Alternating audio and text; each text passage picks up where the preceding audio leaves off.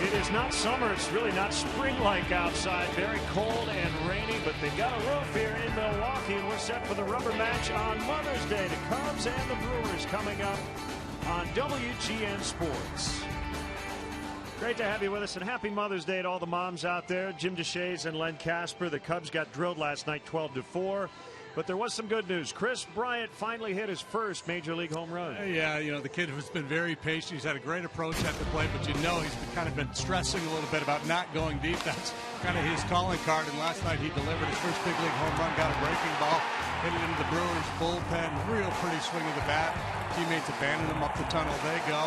Kind of a fun moment. Chris Bryant, who knows how many he's going to hit this year, but you know he's going to hit a whole lot more. Nice to see him get started in the home run department. It has been an interesting road trip. The Cubs are scoring runs, JD, 31 and counting in the 6 games. The problem is they've allowed 45. Yeah, and Joe Madden has said the toughest thing for a manager is to have an unpredictable bullpen, and that's exactly what he's dealing with right now. 2-4 on this road trip. They gave up a couple of big leads in St. Louis. The ERA overall up above 7, so they got to tighten up the pitching. Obviously, the hitting has been pretty good. Well, we've talked hitting. When we come back, we will discuss pitching. The young Cubs, 15 up, 14 down, good enough for second place right now in the National League Central. Cubs baseball coming up from Milwaukee.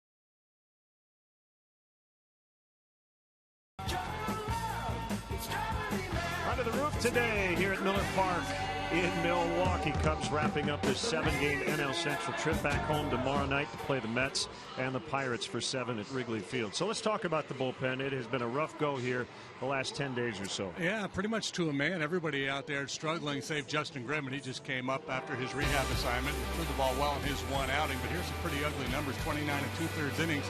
The bullpen has allowed 28 runs, 27 earned, walking way too many. That's an 8.19 ERA over those 10 ball games. The other piece of the equation, the starting pitching hasn't been really good either, just not pitching deep enough into games, putting a lot of pressure on that beleaguered bullpen. Yeah, so 29 and 2/3 innings in 10 games. You add up the math, they're having to cover the last 3 innings. So it'd be nice to see a starter here go into the 7th or 8th. Yeah, and you know, I think most observers at the start of the year were pretty bullish on the Cubs bullpen. There's good arms out there. I think they will turn it around. They're just going through a very difficult patch right now, and indeed they do need, you know, longer outings from their starters. Kyle Hendricks, who will face Matt Garza today, tries to beat Milwaukee for the 3rd time. Beat them twice last year at Wrigley Field. We'll have the first pitch on Mother's Day coming up. Stay with us.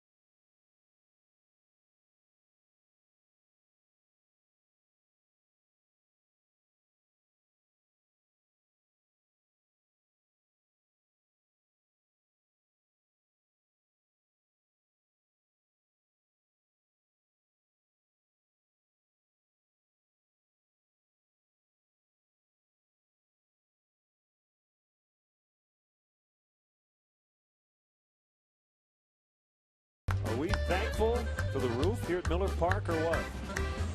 JD's dancing. Makes me want to do the polka. Cubs baseball here on Mother's Day as they try to win 2 of 3 after dropping 3 of 4 in St. Louis. And the Brewers trying to win a home series for the first time so far this season. You know, there's no such thing, right, at this stage of the season as a must-win game. But this sure sets up as a day you really like to pick up a W. It's been a tough road trip, letting those leads slip away in St. Louis. Coming in here playing this Milwaukee team that's really been struggling. They're banged up. You should be able to take advantage of that. At least you hope that you can take advantage of it. Brewers took 2 out of 3 from the Cubs in Chicago last weekend. So this would be a feel-good W here if the Cubs could return home with a win in their back pocket. A reminder, Cubs baseball in high definition being brought to you by Xfinity, your home for the most live sports.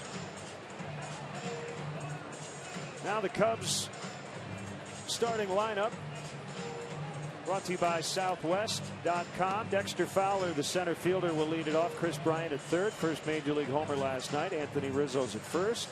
The catcher Miguel Montero will clean up. Jorge Soler, having a good start to the month of May, is in right. Starlin Castro, the shortstop. Chris Coghlan finished the game last night at first base. He's back in left. Kyle Hendricks and Addison Russell go 8 and 9. Well, let's see where Craig Counsell has deployed his troops here this afternoon. Carlos Gomez back out in center field. He's been dealing with a little bit of a hip issue, so did not play in the previous 2 games of this series. He's flanked by Davis in left, Braun in right. Infield defense of Herrera, Segura, Jeanette, Lind. Martin Maldonado does the catching, and former Cub Matt Garza's on the mound for the Brewers. He's made 6 starts. He's had a decision in each and every one of his starts. 2 wins, 4 losses, a 4.58 ERA. So overall, the number's not good for Garza, but his last 3 starts, he has provided quality work for the Brewers.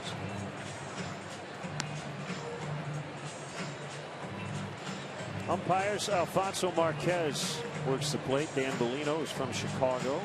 Is at first. Bruce Dreckman at second, and the crew chief Tom Hallion is over at third. Styling. Should have worn my pink socks today, Len. Wasn't thinking. So Fowler and Rizzo with the pink bats here on Mother's Day. Sometimes guys will use it for 1 at bat. Sometimes they'll use it the whole game. You got a pink bat. Pink bat right here. There it is. Right there, baby. Who's that? Let's play batting stance. Gary Sheffield. Yeah. Look out, Vince. Yeah, I might go Ryan Braun here and take somebody out. I better put this down before I hurt somebody. You're going to poke an eye out with that. So Garza, the former Cub, against Dexter Fowler. And again, Martin Maldonado, stylish with pink accents on the catcher's gear. That? And we're underway. I told you he's the best dressed catcher in the big leagues. You didn't believe it. He is resplendent back there in his pink gear. Makes me want a good and plenty. Garza's got good stuff. Fastball, slider, curveball, change, a 4-pitch mix. Doesn't use his changeup much. Fastball a little better than league average in terms of velocity. He'll throw both a 4 and a 2-seamer. Got a little wardrobe malfunction going on here.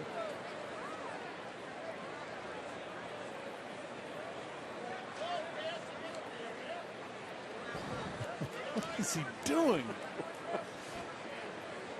The sellout today, Hank the bobblehead day. Hank the dog bobblehead day. Not Hank Aaron. Hank the dog. They rescued him during spring training, and he has become a huge celebrity here in Milwaukee. 2 balls and a strike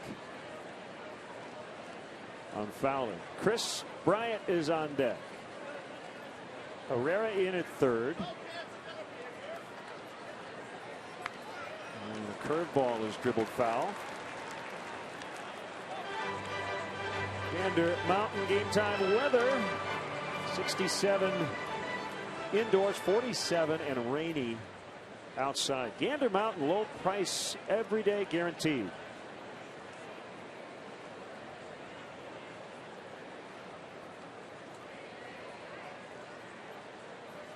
2-2, swing and a miss on a four-seamer up in the zone.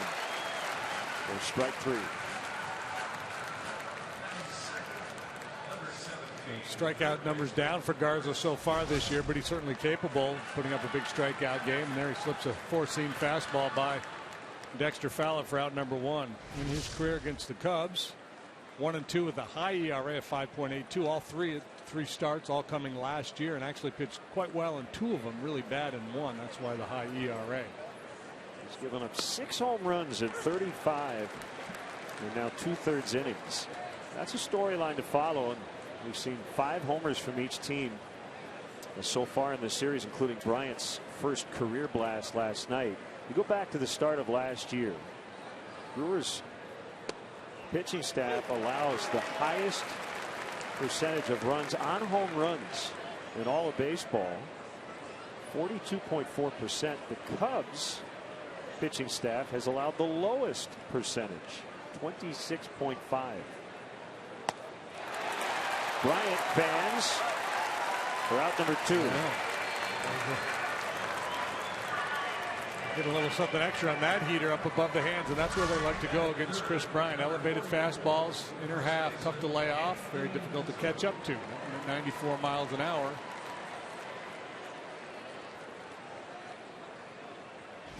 Got that little bit of a kind of a loop, a little undercut, and tough to do anything with that high fastball. He's just going to have to learn to lay off of it. Now Anthony Rizzo facing a former teammate. Garza made 60 starts as a Cub between 2011 and 2013. And 21 and 18 with a 3.45 earned run average. I wonder if the Cubs maybe will try to get him to field his position. He's had some throwing issues. Don't think we'll see Rizzo bunt. But maybe somebody in this lineup today. They are shifting against Anthony, and the 0-1 is popped up. Segura, the shortstop, and he makes it a 10-pitch 1-2-3 first inning for Garza. Kyle Hendricks to take the ball when we come back.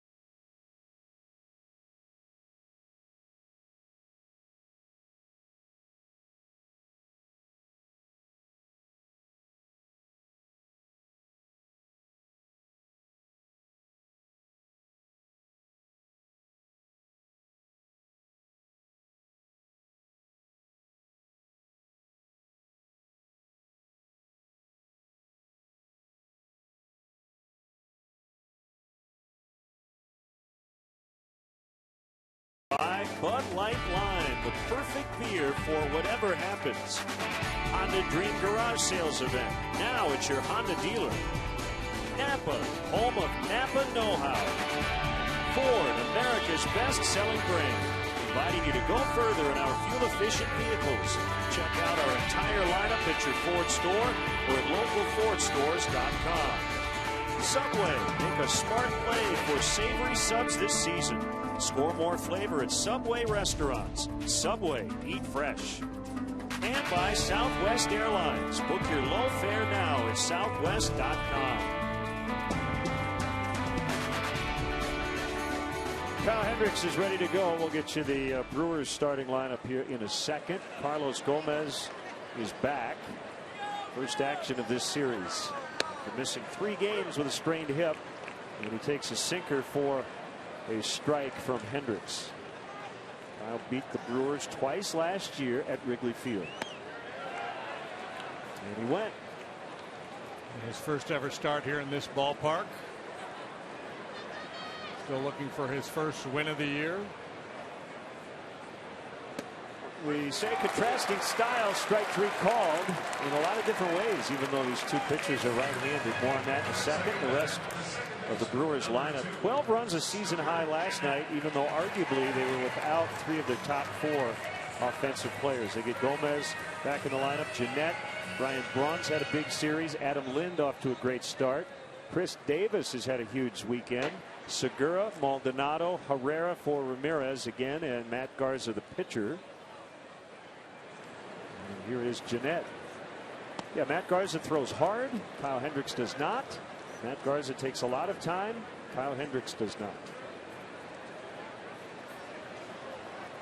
Hendricks, one of the quicker workers in the league.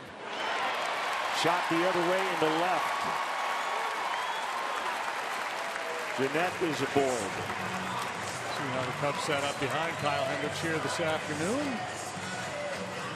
You typically see Coghlan, Fowler, Soler in the outfield, Brian Castro on the left side of the infield, Addison Russell and Anthony Rizzo on the right side, Miguel Montero behind the plate, and Hendricks on the mound.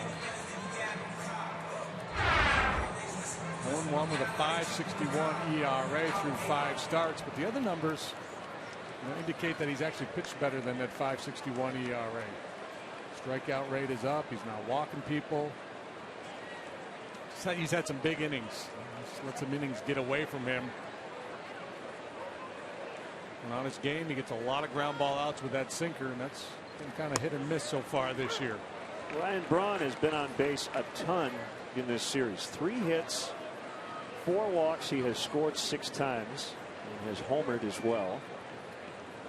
Milwaukee's right-handed hitters have not been very good collectively. 29th in Major League Baseball in OPS, but a lot better against the Cubs. And this is interesting. Braun, you know, he doesn't step out of the box, so he's not violating the pace of play rules, but he takes all the time he needs in the batter's box to get ready. Hendricks has been sitting there ready to go for a while. Change up. Braun walk around, take his practice swings, adjust the batting gloves, do all the stuff he normally would do, but he's not going to leave the batter's box, so he's not technically in violation of the rules. It might have to be an amendment. It might have to be the Braun amendment.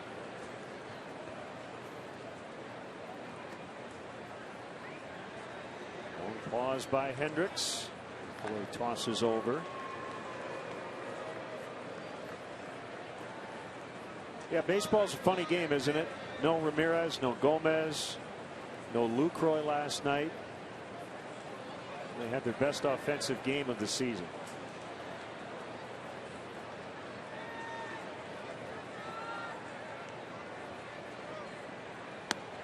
Yeah, 1-2. Travis Wood struggled with his location last night. It's been a tough road trip for Travis. Had that big early lead in St. Louis. Kind of let it slip away. He's not at his best last night either. Ball's been jumping here this weekend. There you go. He made an adjustment. Look at the beard. Maybe you did that for Mom.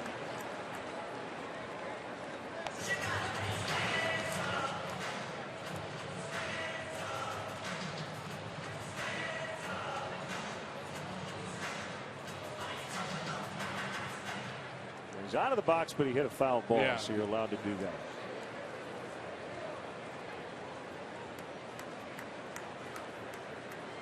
He's really good middle of the way on the fastball.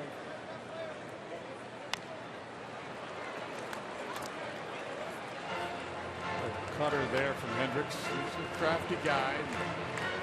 Was that the cut change? Might have been the cut change. Yeah, 81 miles an hour. He will, the cut change. He will make that pitch look like a cutter or sinker, and he likes to manipulate it. That's his best pitch.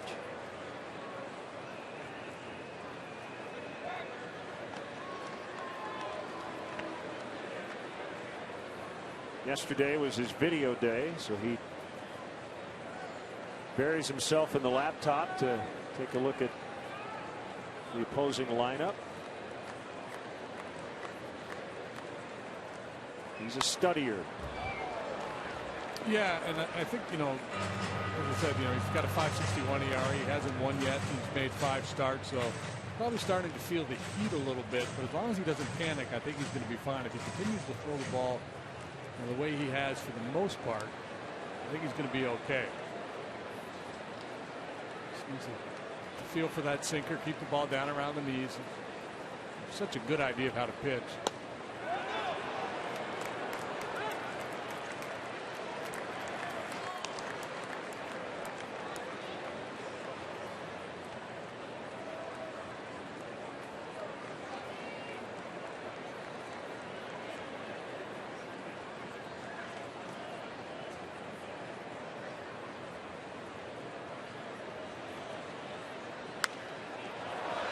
Up.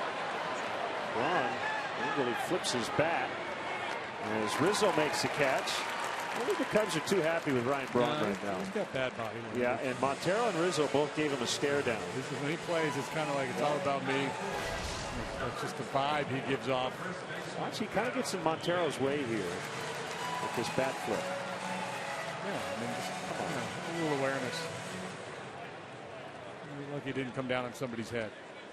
This is like, I'm better than everybody else, so if I make an out, then I should flip my bat in disgust.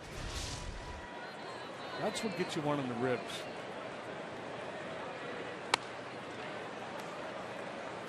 Adam Lind.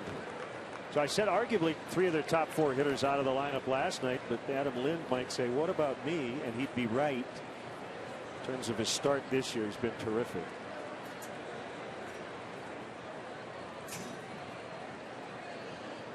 And a 1-0 from Hendricks is outside. Yeah, how about the first base position in the National League? Lynn doing what he's doing, joining Rizzo and Votto and Goldschmidt. He's putting up some crazy numbers. Gonzalez out in Los Angeles. Oh, well, there's going to be some very deserving first basemen left off that All-Star team.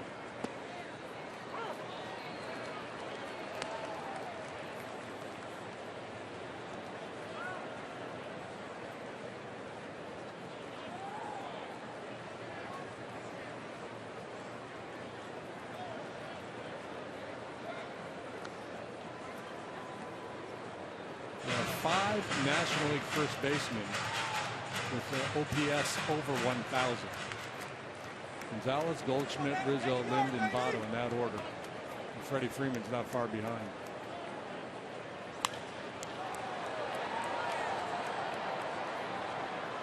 Well, it is an offensive position, but yeah, it's been impressive.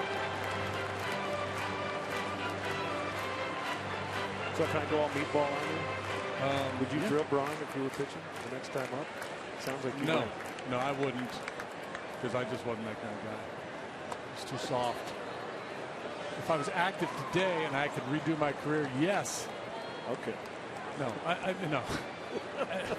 I wouldn't drill him next time up. But you're saying it's the kind of stuff that could get you drilled. That gotcha. If you're Nolan Ryan, you'd say that boy deserves a bow tie, and you might knock him off the plate. Ground ball toward right, but picked up by Russell, and he gets him. The bow tie, huh? In the bow tie. We are scoreless after an inning.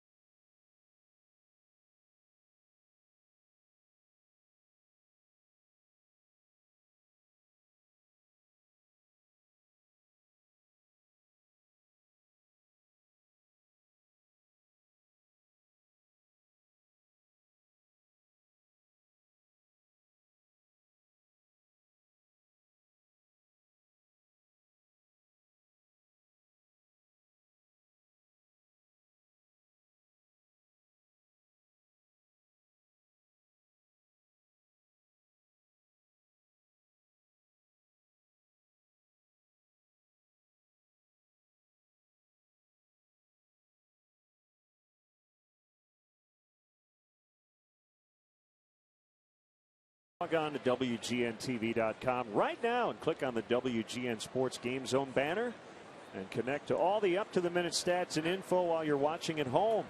Game Zone is sponsored by The Great Escape. Pools, patio furniture, hot tubs, and more. Everything you need to have more fun at home this summer.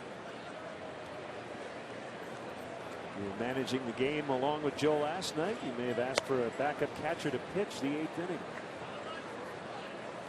Miguel Montero, 1 ball, no strikes. And just in case you were wondering, David Ross is not available today. Good. I asked him, he said, no, I'm down. Lester will be the starting pitcher tomorrow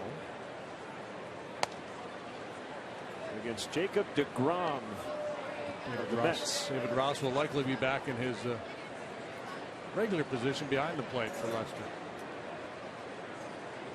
2-0. Montero 7 out of 17 against Matt Garza. And hot as of late. Last 10 games he's boosted his average from 176 to 292 by adding 419.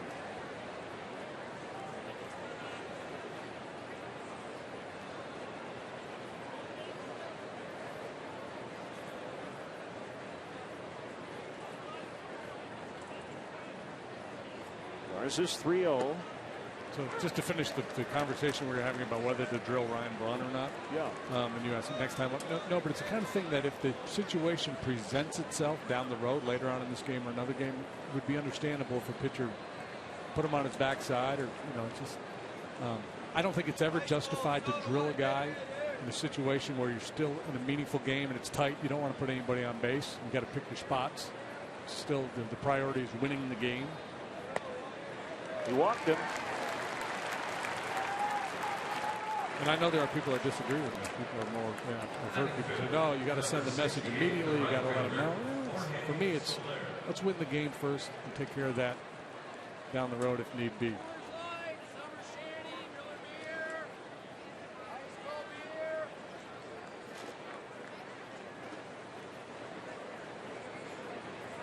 Soler. Hey, hitting .364 to start this month. Sometimes we get into cycles in this game. Softly hit into center, and it'll drop.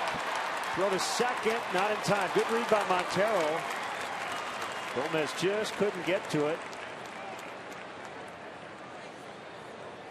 And the Cubs here with 2 on and nobody out. And Soler hits the ball as hard as anybody in the game this time. No, a little soft contact and it pays off.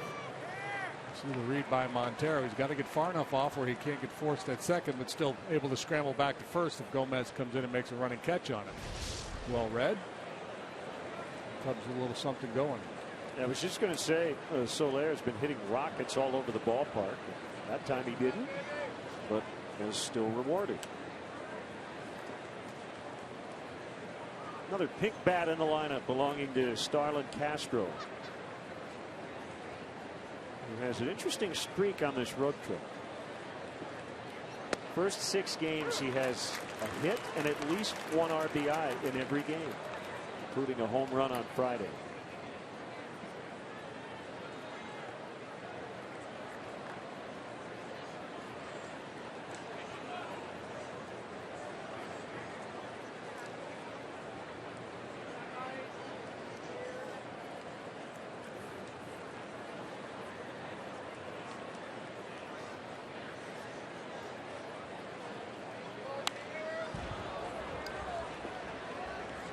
He's starting to hit the ball with some authority the other way. He stayed on that fastball pretty good. He went to the patch there. He was getting his hits, but he was pulling off a lot of pitches, so he's making a lot of weak contact. He was able to maintain a pretty good batting average because just putting the ball in play. But recent days, hitting the ball hard the other way, just staying on it a lot better. I wouldn't be surprised to see him go on a little bit of a run here in terms of driving the ball.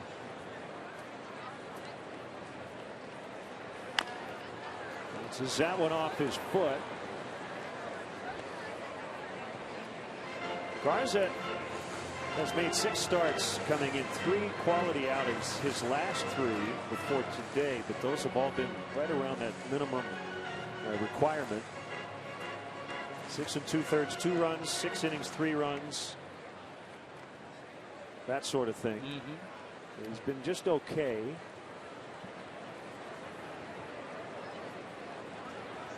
Second year with Milwaukee. They're signing a 4-year, $50 million free agent contract. 2 on, nobody out, and an 0-2 again. Hit foul again. Garza's first year with Milwaukee, last year 8-8. Made 27 starts. He spent some time on the DL with an oblique strain. Career 77 and 79 with a 3.83 earned run average.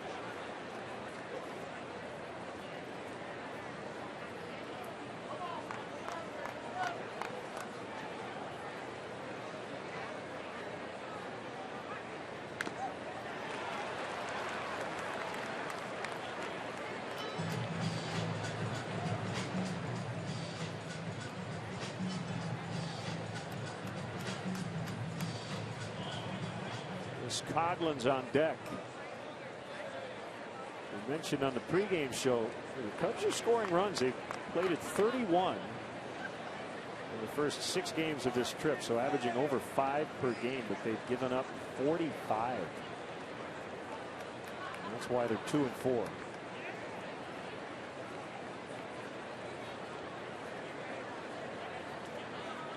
So when you average 5 but you give up over 7, odds good. are. We got him. Yep, we went. Call made by Dan Bellino. That's one of those terrible bad results from the pitcher's point of view. Trying to throw him some kind of an off-speed pitch, a slider or something that backed up and was neck high. Maldonado slides over the outside corner and it drifts up and in. He gets the swing and miss from an anxious Castro.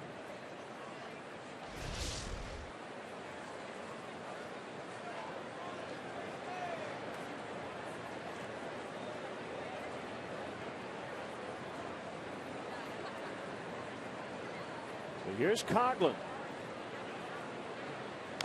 He played first base late last night. He actually does have a first baseman's glove in his locker. You know, he was the opening day first baseman for the Iowa Cubs last year. He had been on, I think, 5 consecutive Major League opening day rosters. He said it was very humbling last year. He started to think, is this it? He ended up getting back to the big leagues and had a very good season with the Cubs. Right, and so now he finds himself hitting $198, and so you can understand it, he'd start to press a little bit. He worked so hard to get back. He kind of reestablished himself last year. Now he's hitting less than 200. It feels like he has to get things turned around in a hurry, but his manager would say, hey, just relax, man. You've been having good swings. You've been hitting the ball hard for the most part. Not a bad luck. Never did play first in the big leagues with the then Florida Marlins, but he said he worked a lot with Perry Hill, the longtime infield coach, who's just terrific. And he said last night he was thinking about all the footwork drills that he would work on with Perry before batting practice. He said it was a lot more complicated than I thought. I thought first base was a lot easier. Just run to the bag and accept the throw. There's a lot more to it. Yeah, there's a lot of nuance in every position on the field. I'm talking with Joe Madden earlier this morning. He was talking about outfield play and the footwork out there. All the drills he used to do. He said he loves teaching outfield play.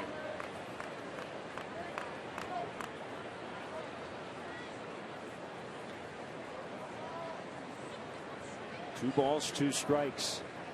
Here it is. He got him. Garza with his 4th strikeout. 2 big ones here. After the Cubs put the first 2 men on, and now it's the pitcher Hendricks.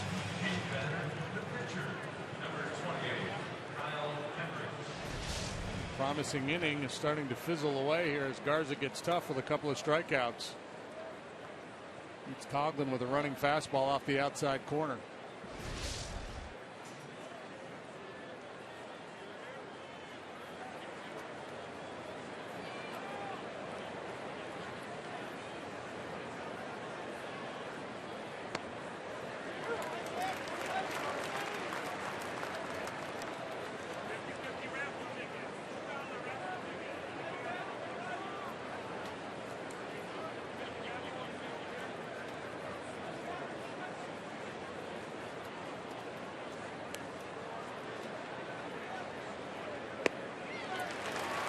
0-2.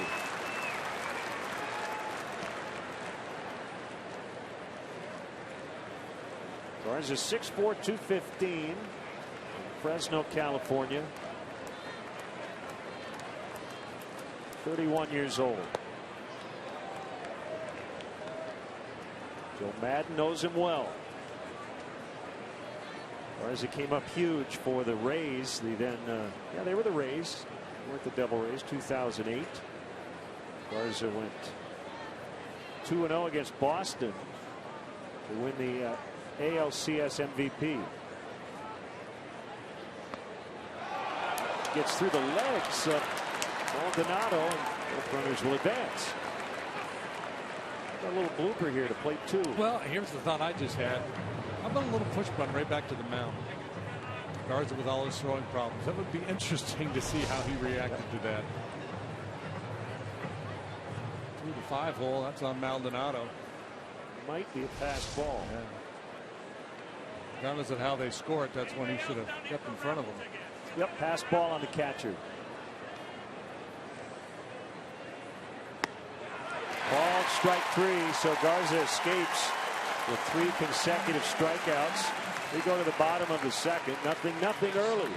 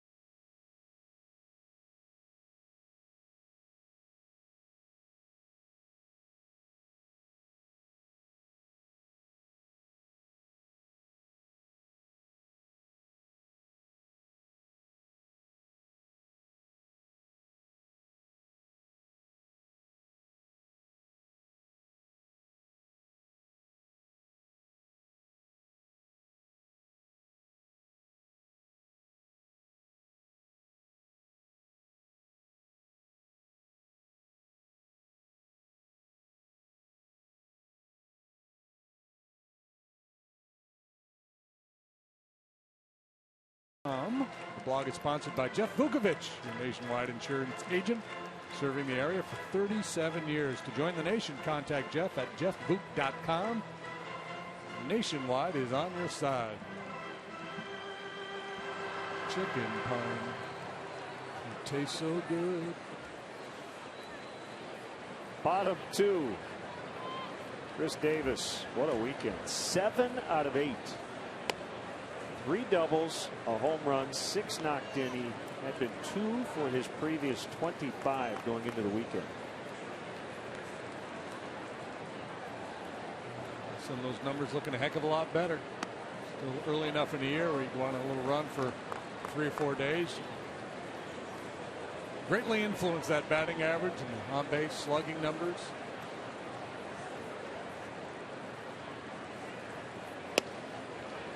Good pitch. Yeah, that's the key for Hendricks. We talk so much about the ability to throw secondary pitches and fastball counts, but with his movement, if he can just throw that good sinker down around the knees, that's an equalizer for him.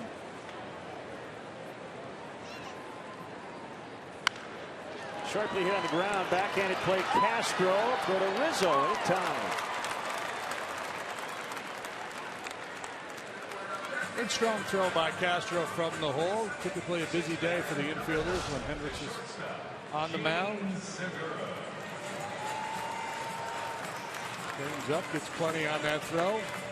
So the Cubs have committed 27 errors. That's the most in the National League. But I know you talked to Joe today. And he's not as down on the defense as the numbers would indicate. No, he thinks, he thinks, if people look at that error number, they're going to say, well, they played, sloppy defense. And he feels like there's been some just kind of weird errors. Pitchers on pickoff attempts. And a hop to Russell. We'll get Segura. Russell was charged with one last night. A really sharply hit ground ball. I agree it was an error, but it was a really tough chance. Castro's been charged with a couple of plays where he just made bad decisions, making throws where he should have held on to the ball. In terms of the glove work and handling their position, for the most part, they've been good.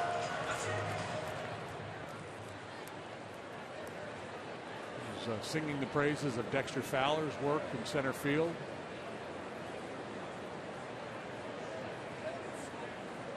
Soler had a chance early to showcase his arm and right. Not very much here lately. And that may be somewhat influenced by the scouting reports, as teams maybe not taking as many chances as a result. Sometimes that's the problem with a big arm in the outfield. You don't get to always use it. Although the upside is teams don't take that extra base. The extra base, that helps. That'll be the next step. Extra base denied by reputation. EBD, BR, something like that.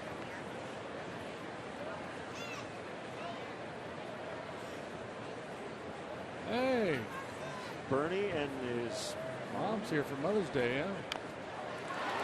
Run it by Maldonado. Montero will not. No, he got him. Ooh. That one may get another look. I thought he was safe. And Hendricks is pointing out that the ball hit Maldonado coming out of the box. So we'll see how this all transpires. Yeah, he was safe at first.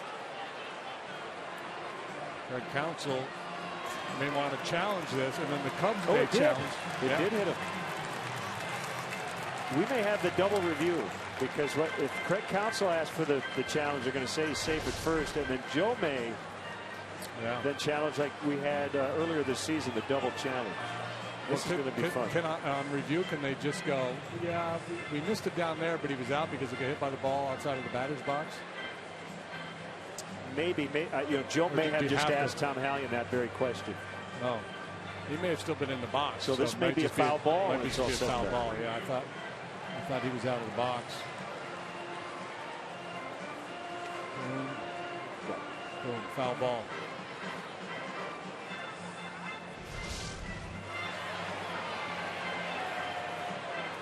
So now, if you're Craig Counsell and you realize that would be the result of a challenge would be a foul ball, is it worth with 2 outs in the second with your 164 hitting catcher to just get another pitch? Yeah, I guess it would, but it's a really interesting play because the review becomes essentially unnecessary.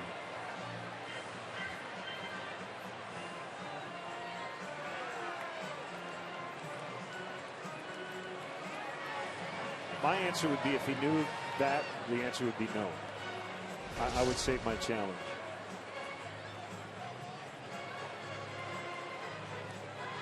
Well, then I would going to be 2-2. If I were Craig, I would have challenged. Okay, you called him out. I think it's a foul ball. I wouldn't say I think he would say. But what I'm saying is the foul. Oh yeah, right. You know what I mean? Yeah. So then he keeps his challenge. Keeps his challenge, and the hitter stays alive.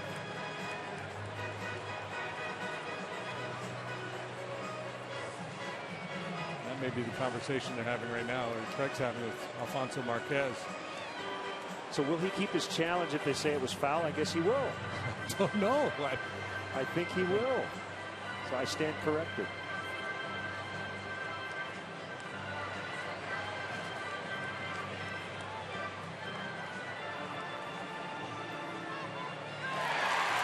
Wow. What? Now Joe's got to press the case on the foul ball. Oh, now he said you can't challenge fair or foul. You can't challenge that?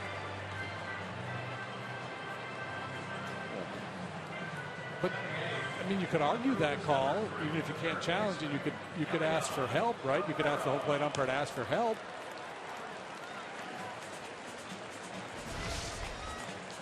this is where we need the quick communication between umpires and the press box.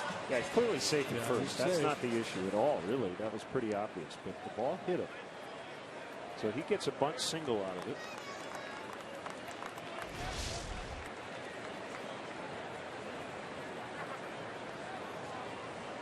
Which, at the risk of being dead wrong as this inning developed, I think is a bad play for Maldonado to bunt there anyway. With 2 outs and nobody on, he should be trying to hit an extra base hit.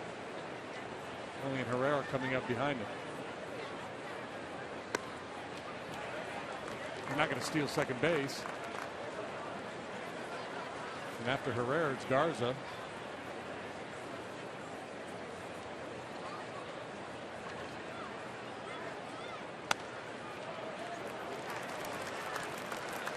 Two 2-0 on Herrera. After the lengthy delay, Hendricks having a hard time finding the zone here. Yeah, this is the kind of replay thing that kind of aggravates me. You've got replay and they still didn't get the call right. And I don't.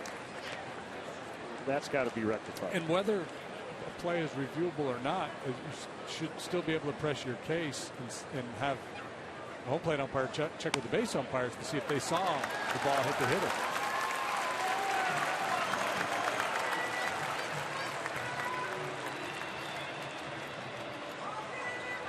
Well, the only problem there is they all looked at the scoreboard. So my answer would be, yeah, I just saw it on replay. Yeah, but that's easy though to say, yeah, I saw it, I got it. Foul ball.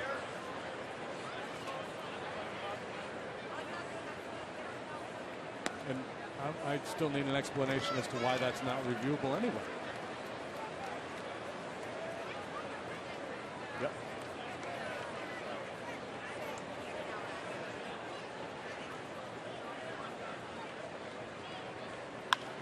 And a base hit from Matt Garza. They're going to hold Maldonado. So there you go. Talking about the reputation of Jorge Soler. Ed Cedar, with 2 outs, decides to hold a slow runner when he would have been out by a mile. They are loaded. Normally you see a third base coach is aggressive in that situation with 2 outs, but Cedar absolutely made the right call. The race between Maldonado's legs and Soler's arm, that's a win for Soler. He was shallow to begin with Garza hitting, so he's on this ball in no time. Essentially playing a deep second base. But that 2-out bunt single by Maldonado does indeed have a chance to blossom here.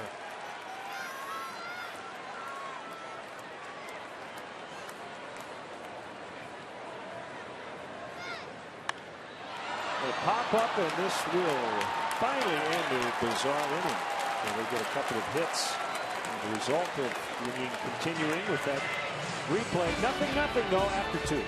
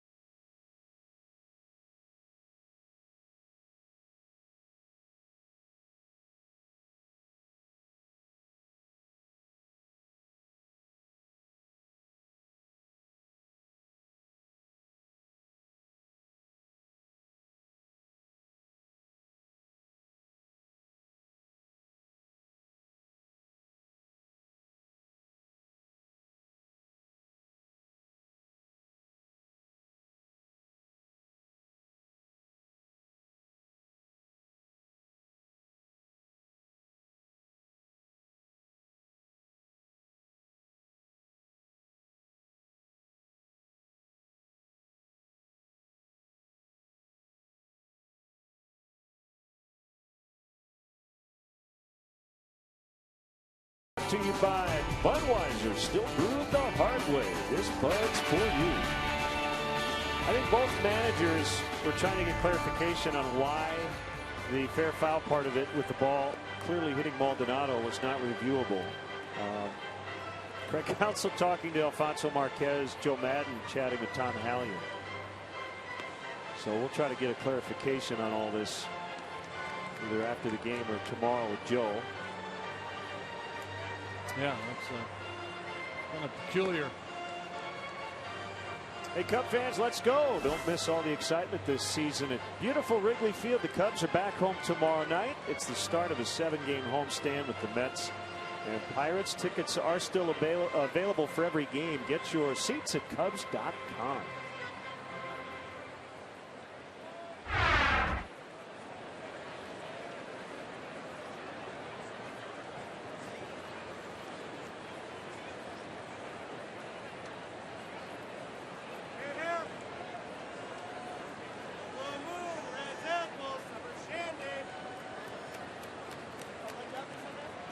Here's Addison Russell.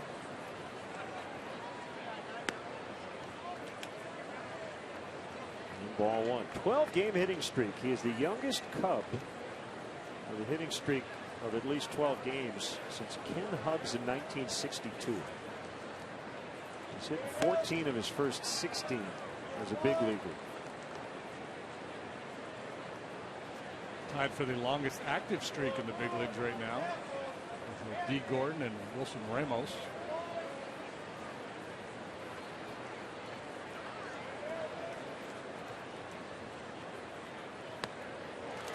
Late getting started there. Lynn Joseph checks in on Twitter. Wants to wish Rose Check a happy Mother's Day today. Watching the Cubs. Outside, it's 3-1. Fowler on deck.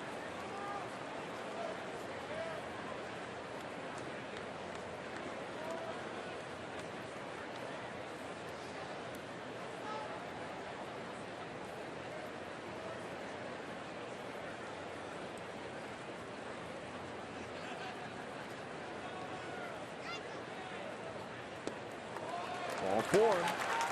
Second leadoff walk in as many innings. Given up by Garza. Well, this is a great time to bunt right here. Fowler, certainly has the speed to beat out a bunt for a base hit. You put a little pressure on Garza, who has a hard time making throws. And you mentioned something earlier about Hendricks bunting back to Garza. The thought here is kind of the opposite of usual. You want to bunt it to either side of the mound, but you want the pitcher to handle. You want Garza to field this ball. Yeah. And you see Herrera is not only shallow, but way off the line for that reason. He's positioning himself to try to run Garza off anything bunted in that direction at all.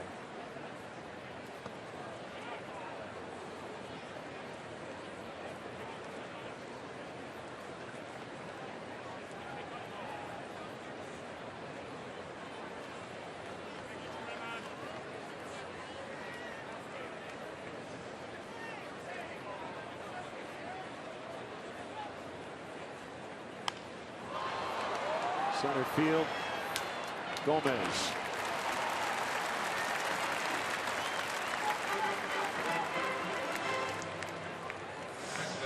Number 17, the third baseman, Chris Bryant. It's one of those plays that takes a leap of faith for the player. And we talked about it with Ricky Renteria last year facing Garza. He wanted his guys to square around early and bunt the ball right back to Matt. Just try it a couple of times, see if you can get in his head a little bit. It's tough for players to buy into that. You want me to just square around and bunt it right back to the pitcher?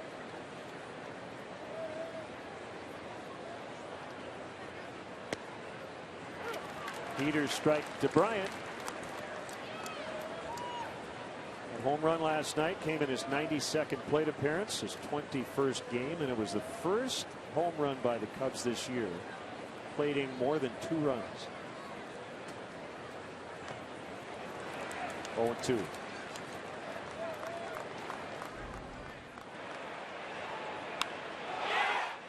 A hanging breaking ball from Kyle Loesch.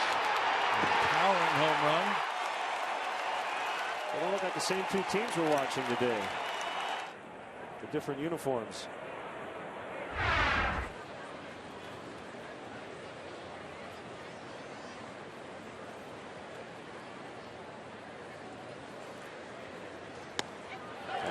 Strike three. 6 for Garza. The Cubs have struck out a ton against Brewers pitching here these last 2 weekends. 18 times on one of the games on the homestand. Mike Fiers had 12 in 6 innings. 68 strikeouts in 6 games so far against Milwaukee. 15 strikeouts here Friday night.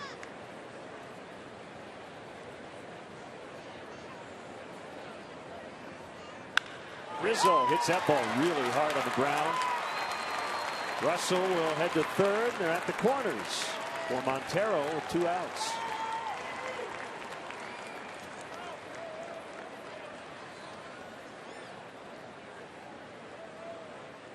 Next batter is the catcher, Miguel Montero. Rizzo hitting .346 on the road trip coming into play today. Continues his good work. Just drops the head on that one. Pretty stroke.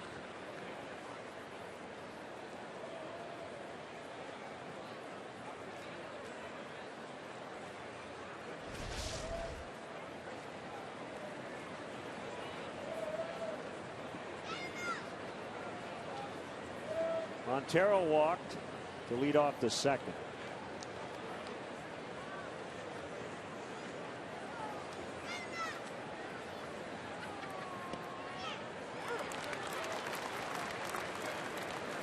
We have confirmation, by the way. The Cubs did ask if they could challenge the fair foul play. Maldonado. That is not reviewable.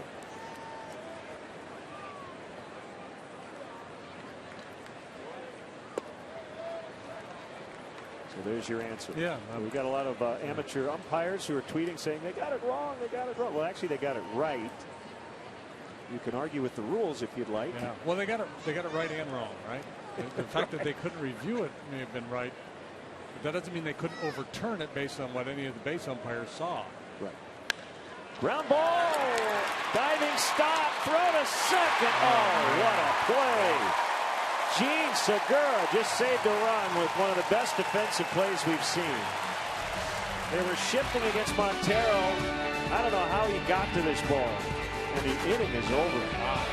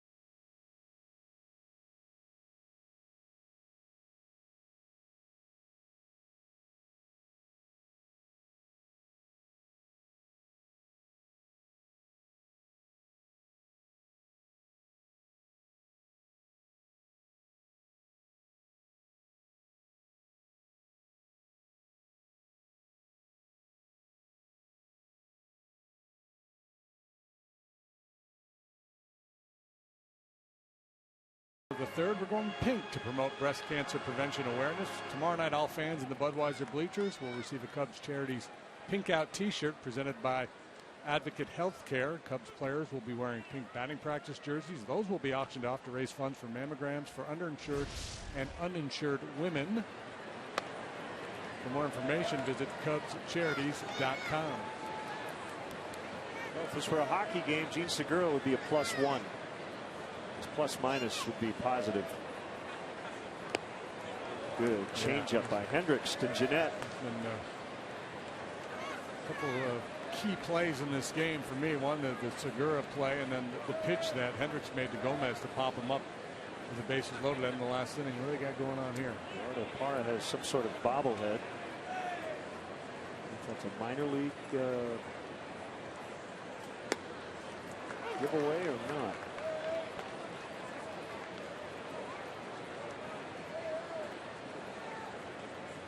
Mike Byers, that's a Wisconsin Timber Rattlers bobblehead. Appleton, Wisconsin affiliate. Line shot. Fowler's got it.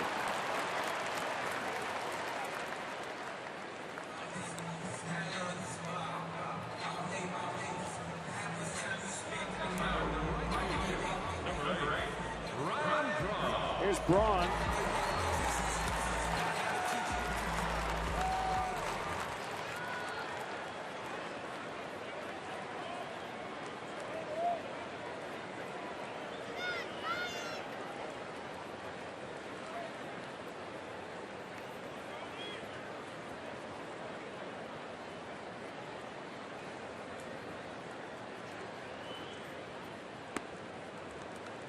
Fastball misses low.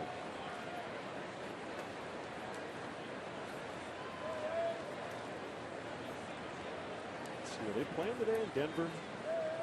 Oh, didn't they have snow? Yeah, we had a shot on Twitter earlier. The Rockies tweeted a shot of the field covered in snow, but I think they're still planning on playing. We got, what, 3 rainouts this week already? Yeah, game on. Dodgers and Rockies.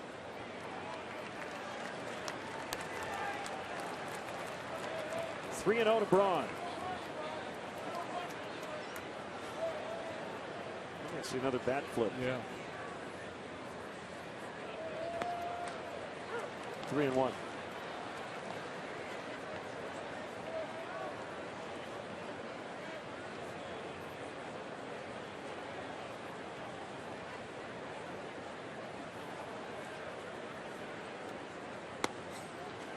It's full, 3-2.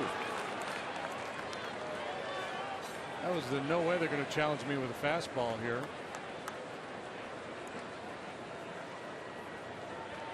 Yeah, he gave up on that pitch early, didn't he? Yeah. Called strike 3. There's the bat flip that we weren't expecting. That should be a fine. Yeah, it was interesting to watch him throughout that at bat. Hendricks fell behind him 3-0, and everything about his body language said, well, they just want no piece of me. They're pitching around me. A couple quality pitches and then a great pitcher's pitch here. Hendricks paints the outside corner. There's number 6. Perfect pitcher's pitch. I'm surprised he didn't get fined for tossing the bat the way he did. Yeah, Ryan Braun's been in the league a long time, and he's played against the Cubs a lot. And I don't normally care about the body language and whatever, but this weekend has been weird. He's definitely got something sticking in his craw, as they say. Yeah. Well, he's been that way a long time, but yeah, sometimes it's a little more, more drama.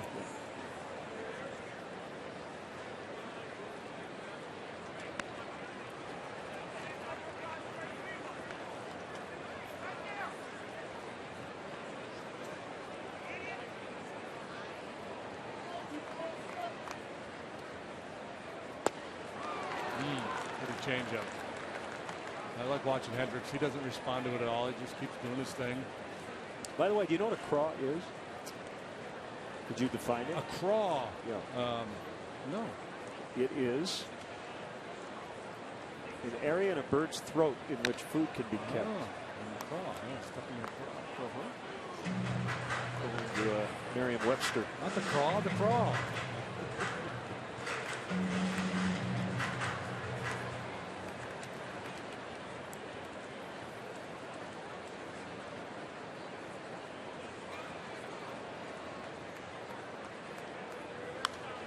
Use that in your next Words with Friends game. C-R-A-W. Yeah.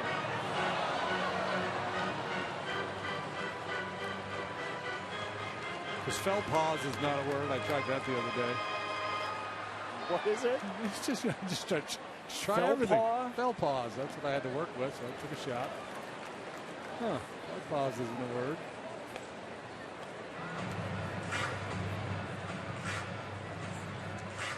Just kind of get inside Adam Lynn's head there, staring out at Hendricks. All right, what are you going to do here? You're going to change up. Not his best pitch, but the off-speed nature had him fooled a little bit. Got him out in front.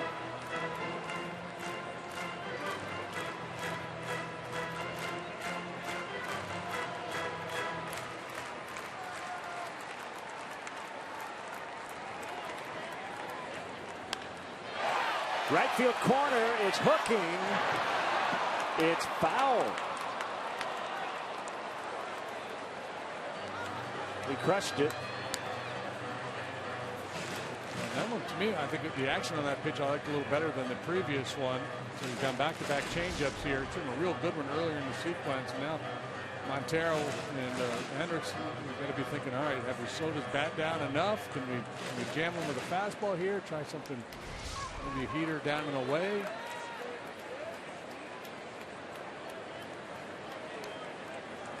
Or do they go off speed one more time? Fastball, he's trying to overthrow it, trying to hump up a little bit. That is his second walk. Allowed. He walked Herrera in the second. Number 18.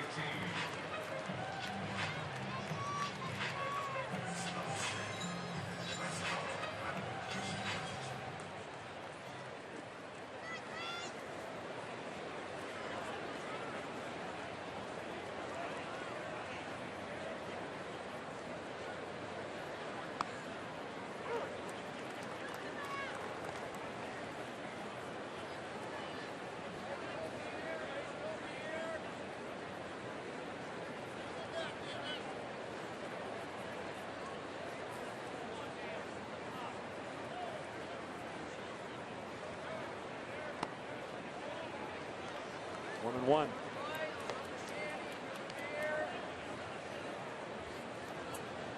Clay Davis, strong pull on the infield. Chris Bryant well towards the line at third base.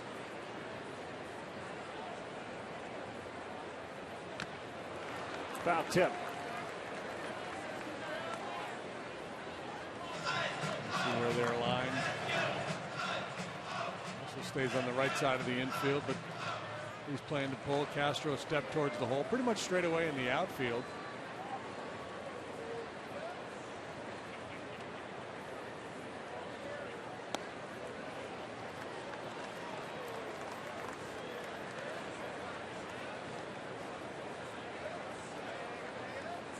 Brewers out hitting the Cubs 3-2. Cubs probably had the best chance. But Gene Segura said, not this time with that defensive play. Davis strikes out after 3. Cubs nothing, Brewers nothing.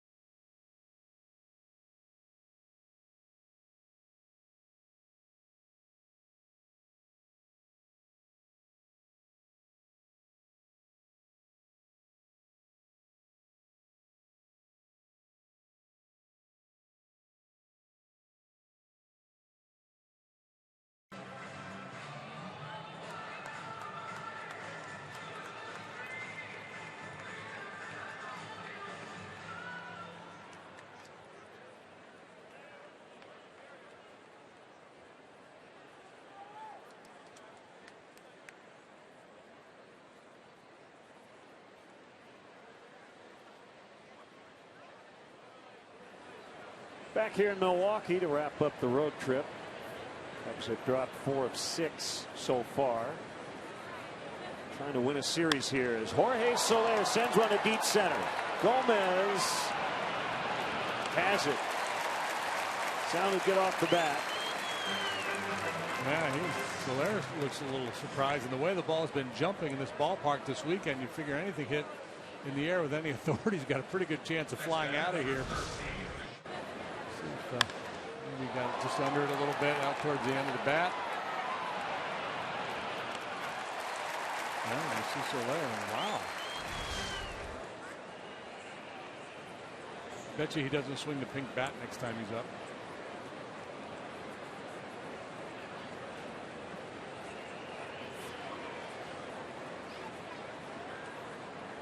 Castro struck out his first time.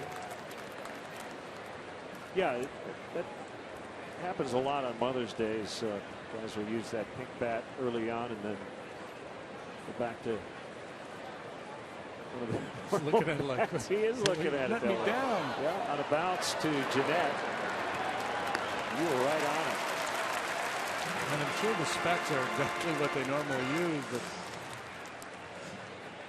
when you think you hit it pretty good, it doesn't fly out of the ballpark, you start to doubt it.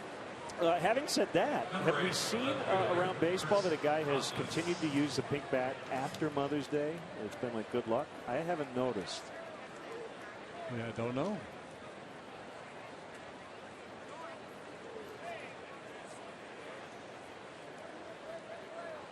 Billy Hall hit like a walk-off grand slam here, didn't he, with the pink bat when his mom was in the stands? Yeah, I think it was like an extra innings game ender. Yep. There we go. So that's the other part of it too. You just showing bunt, you might get in his head a little bit. Well, and Herrera was almost on top of the plate when he squared. So I think the Brewers thought is anybody's going to let somebody else take it.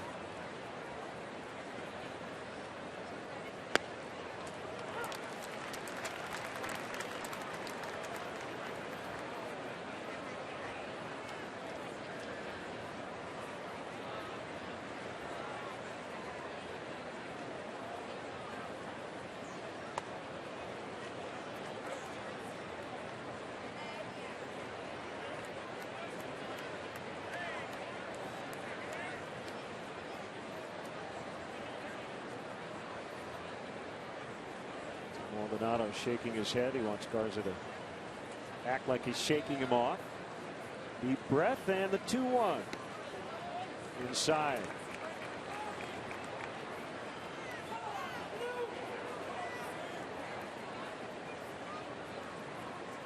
It's now 3 out of 21 on the road trip. They're in a hitter's count right now. See if he can inflict a little damage.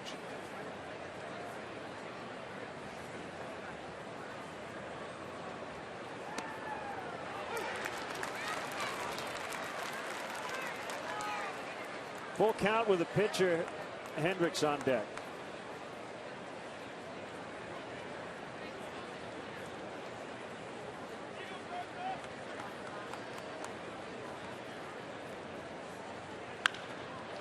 Ground ball, nice pick by Lind. Garza covering the bag.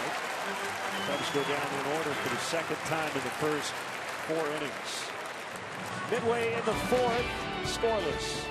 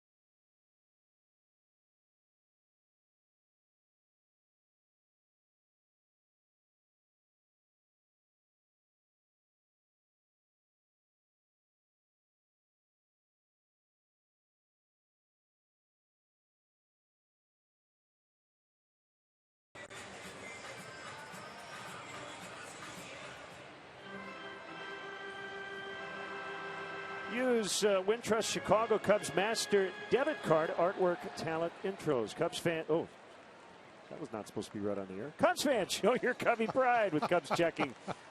And an official Cubs Master card debit card only available at your local Wintrust Community Bank. Go to wintrust.com/Cubs to learn more.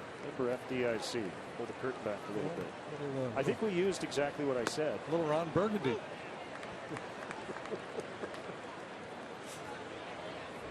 Scoreless bottom of the fourth. I just read the first thing on this. Yeah, well, that's the way it's. Yeah, I would have too. That's the way it's written. That's awesome. And Soler makes a catch. Open mic and talk. How about Michael Pineda today? He's having a fires-like day. 14 strikeouts through 6 innings.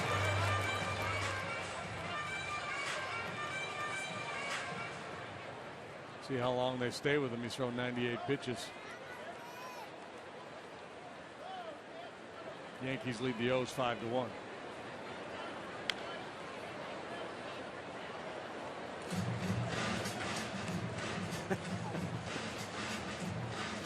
Nice touch. I wonder why today.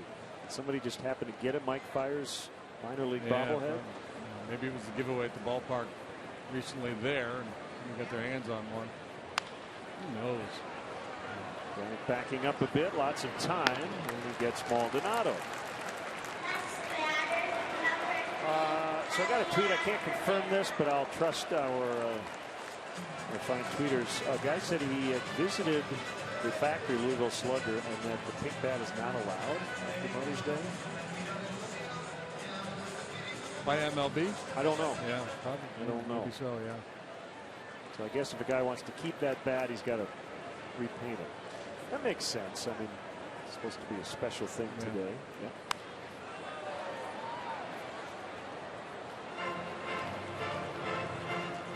Yeah, I don't know exactly what the rules are from MLB. You see sometimes guys will use that kind of rosewood colored bat.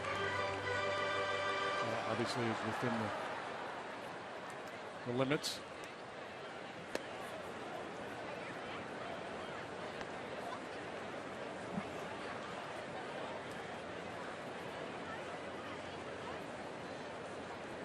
I'm going to let you read the promos the rest of the day, okay? All right. The parts that are supposed to be read. I started reading. I'm like, this is not the same promo I remember reading last week.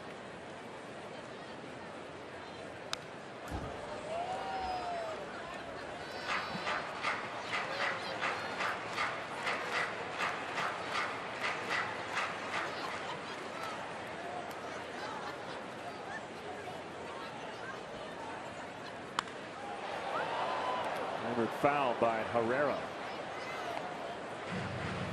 Yeah, I got it. You got it? I got it. Cubs 116. Budweiser bleacher phases pre. I'm just kidding. The Budweiser bleachers are set to make their season debut. The enhanced bleachers will have a new look and feel with additional amenities, more group spaces. Tickets are available for games starting tomorrow night. That's going to be fun. Visit Cubs.com/bleachers to buy tickets and learn about the new spaces and when they will be available. Now you're just showing off by ad-libbing. Making me feel worse. Bleachers in action tomorrow night. We'll be back. Live TV. What can I tell you?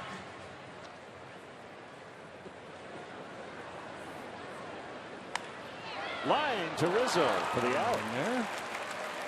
Kyle Hendricks has been good early on today. The Cubs need it. 0-0 for the books.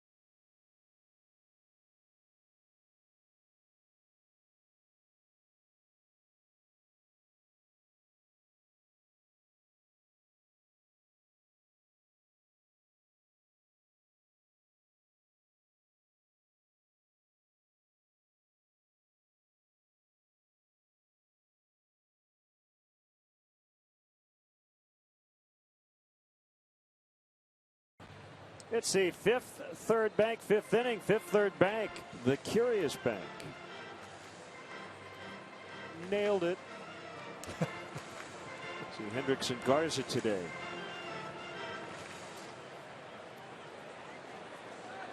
That was a pretty good giddy up on that fastball today. He's recorded 6 strikeouts. Hendricks, a finesse style pitcher. Both of his strikeouts, 2 of his 3 strikeouts coming looking with fastballs, and you see that from time to time with him. He'll set hitters up with the soft stuff. He tried to bunt and he missed it with a foul. How about Alan Craig has been sent to the minors as the Red Sox try to find the right combination. They started the day last in the American League East, 13-17, and leading in the bottom of the 8th at Toronto today, 6-3. Yeah, it would have been hard to predict his drop off, wouldn't it? Yes. Hit hard. Jeanette with a nice play, and he'll get it.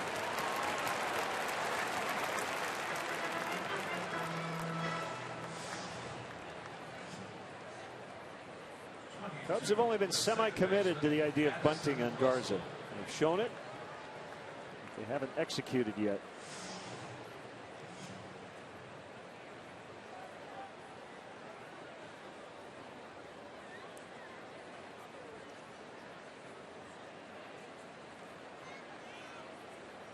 Russell walked in his first plate appearance.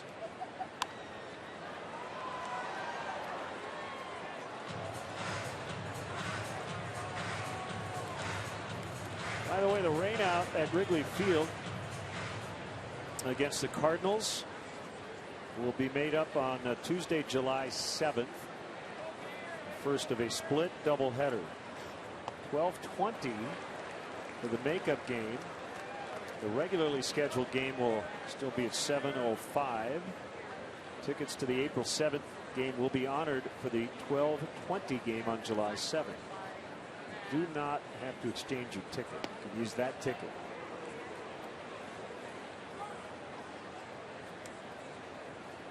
Snapping off some pretty good sliders here in this sequence. Addison Russell just missed the outside corner with that last one. Probably hasn't set up to come inside if he trusts it. They're going to try to go hard in. Good take. Chase fastball. We've seen Addison go after that pitch a fair bit. Quality of his at bats gotten better and better since he joined the club.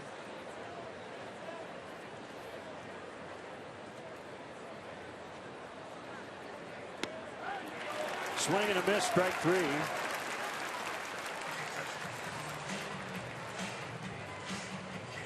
Here's your forward upcoming schedule. Back home against the Mets for 4. The Pirates for 3. And then back to the road at San Diego and at Arizona.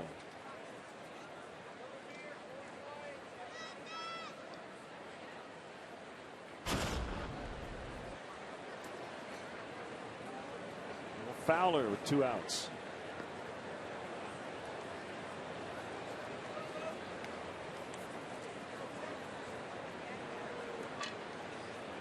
Mets will be rolling in from Philly. They have a 5-2 lead middle of the 7th against the Phils. Yeah, Chad Billingsley has homered off Bartolo Colon today. Colon has the lead. Billingsley gave up 5 runs in his 5 innings.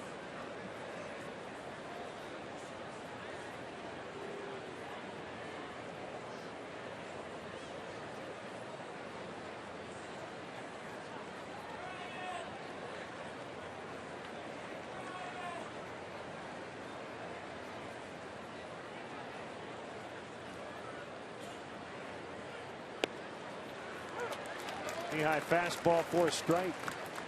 2-1.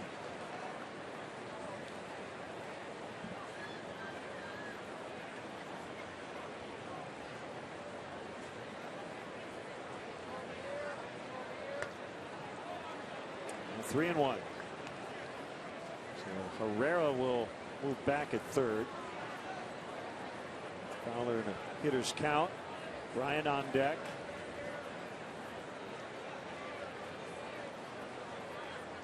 He's retired 6 in a row until now.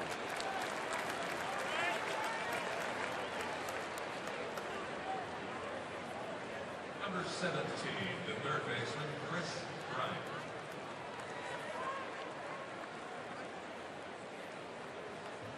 Bryant struck out swinging first time, struck out looking last time. I believe on 3 pitches each time. Garza did not fare that well last year facing the Cubs in 3 starts. He went 17 innings and allowed 11 earned runs, went 1 and 2 against his former team. Shutting them out into the 5th so far today. All part of the zone, strike 1.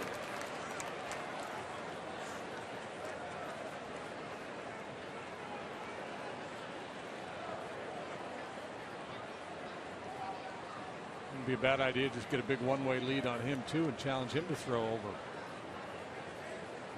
He's as uncomfortable doing that as he is when just fielding a ground ball or a comebacker.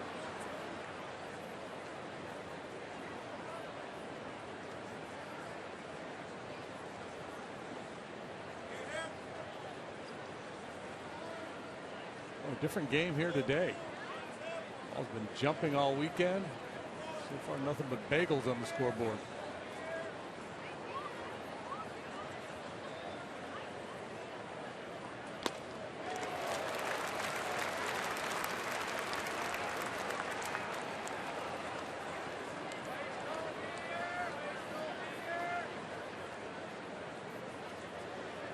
Life is good.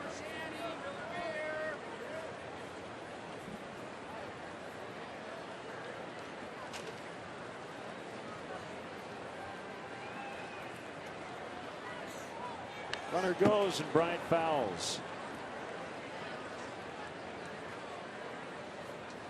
A lot of times in this situation, when you have a guy with power in the batter's box, you don't run early. You've got 2 outs in the inning. You're just looking, you want to give this guy a chance to swing, maybe hit the ball out of the ballpark. But once you're in a defensive count, much less likely for the hitter to inflict damage. So it makes more sense to try to steal a base, get into scoring position where you can score on a single. And even if you're thrown out, then that dangerous hitter gets a fresh count to start the next inning.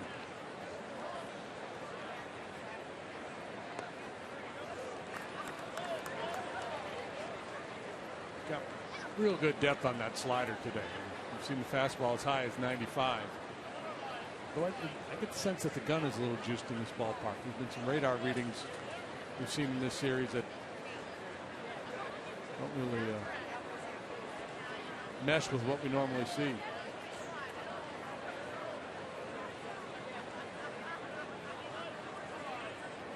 2-2 count on Bryant.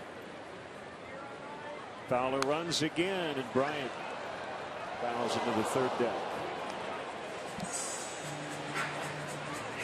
You could argue that Garza just balked right there. He's just got to come to complete set before delivering. You saw Lackey in St. Louis call for balk the other day, and he comes set, but he's still got that wiggle thing going on with the hands. Does that constitute being set? Well, I think he does it on every pitch, Yeah, so apparently so. And I don't know how, if I'm a base runner, if I'm the opposition, I'm like, wait a minute, he's never come in set for sure. Oh, there he goes. Yeah, that time he did. Pitches a ball to throw. Got him. The Fowler got tagged up around the head. So Maldonado throws him out to end the inning. And we'll go to the bottom of the 5th. 5 hits in this game combined, but still no runs.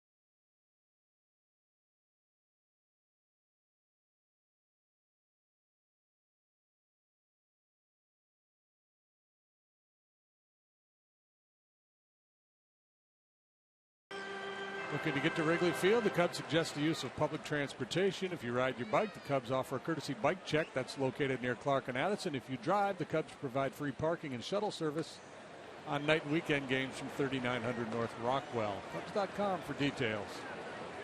Matt Garza is 1 for 1. Single to right in the second inning. Came in 0 for 9 to start the season. Ball hit hard, and I don't think Matt knew where he hit it as Soler makes a nice grab. Garza never left the batter's box. That was weird. Did he think he fouled it off? I think so, yeah. Watch this.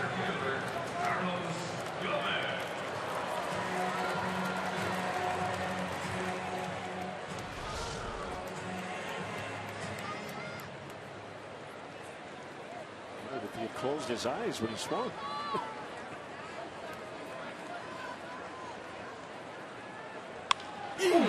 Out.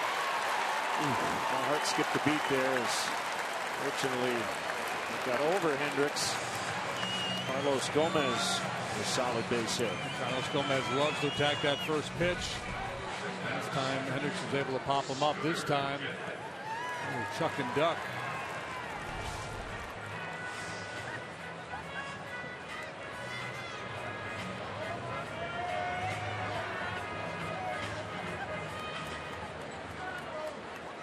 So it's Jeanette who has singled and lined out.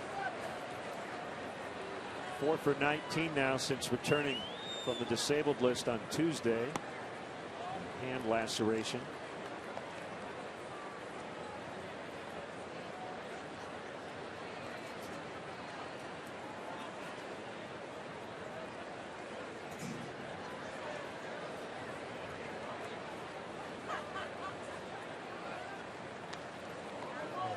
Gomez is 100% or not. He's been nursing a hip injury.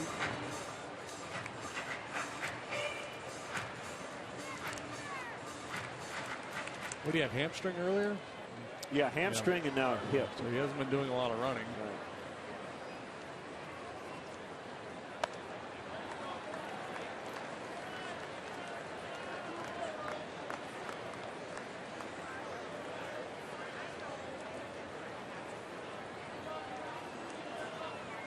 Madden hoping to get length out of Kyle Hendricks here today. He's got a bullpen that's been beat up. Some tired arms out there. Guys maybe struggling with their confidence a little bit. Love to limit the number of outs that bullpen has to get him here today.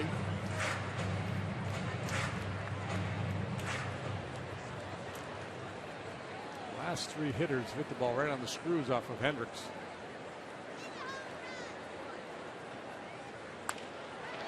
Could be 2. Russell to Castro to Rizzo. The inning is over. Pitcher's best friend will send us to the 6th. Still tied at 0.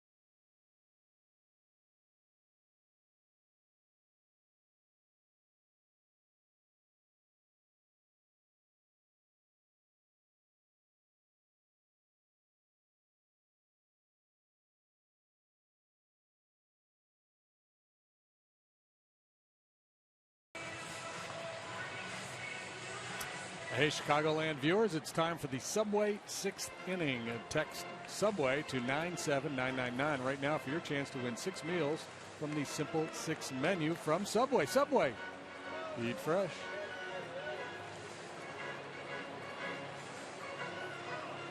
Extra Fowler thrown out trying to steal to end the top half of the 5th. Chris Bryant, who was at bat, gets a fresh start here against Matt Garza. That could prove beneficial. Happy Mother's Day, everybody. Or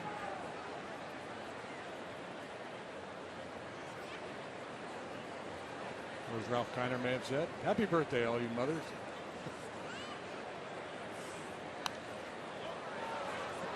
Now back by Bryant.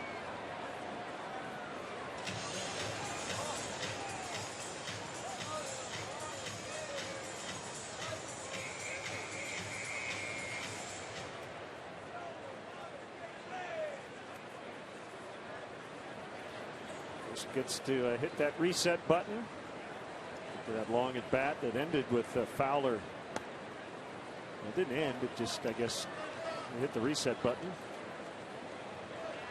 Fowler caught stealing.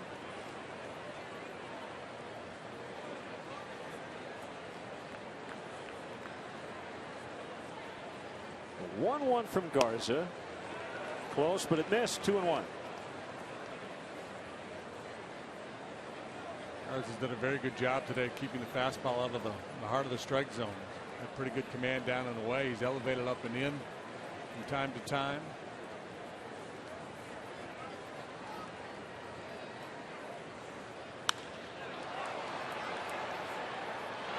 Braun went in, then back.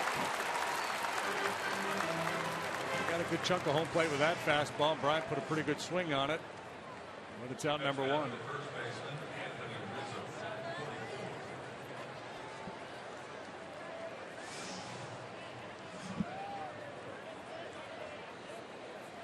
Michael Pineda is done after his 7 incredible innings, 16 strikeouts.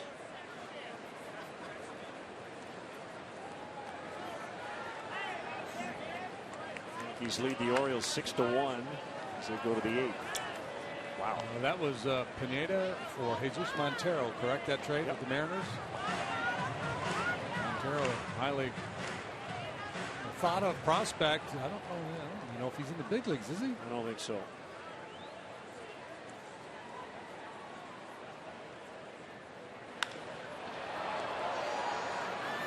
Gomez will get Rizzo. The ball's hit hard, but for outs.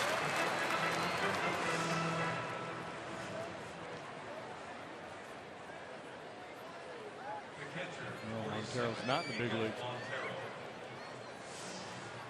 This Montero is. He's bad here for the Cubs. This Montero at one time was one of the top prospects in all of baseball. Has had a hard time figuring it out at the big league level. So I guess the Yankees win that deal, at least for now.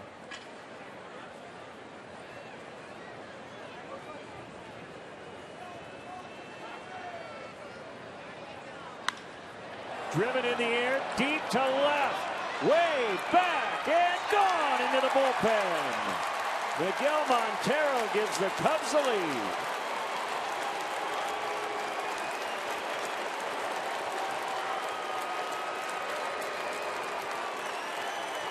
That's the 11th home run between these two clubs this weekend.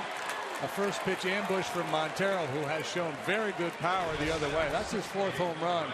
He unloads on that fastball, and Garza, who had been pretty good, as I mentioned, about staying out of the middle of the zone, got aggressive there with that first pitch offering.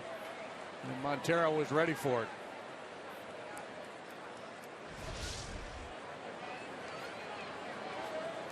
Cubs now out homering Milwaukee 6-5 in the set. Big swing and a miss by Soler. Brewers bullpen, it looked like a driving range this weekend. All the balls flying in there.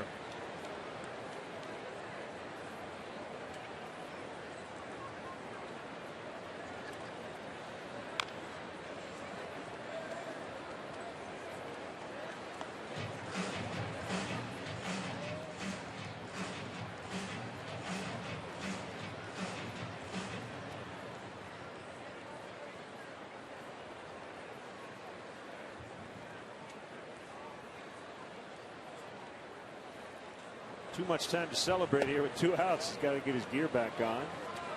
The bottom of this 6th inning.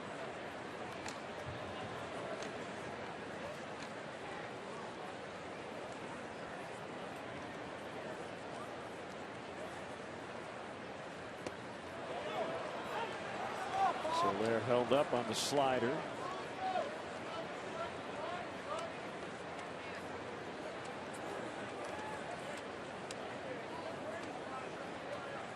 No disrespect to Mother's Day, but Soler, after hitting a ball he thought should have gone a lot farther his last at bat, he's going back to one of his normal everyday bats.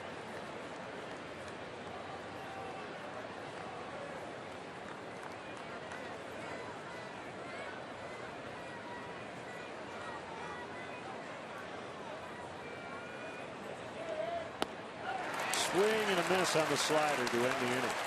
Oh, that bat's dead. He just killed it. Miguel Montero with 2 outs.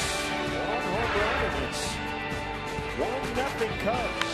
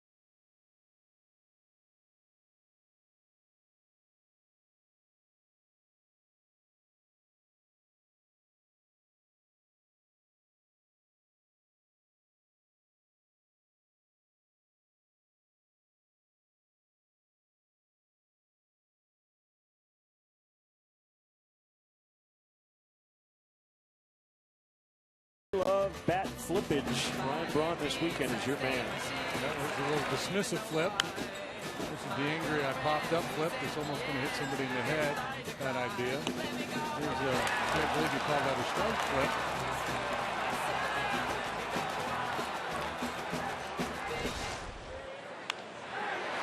Muscles that one out in the left. The leadoff single. No flippage that time.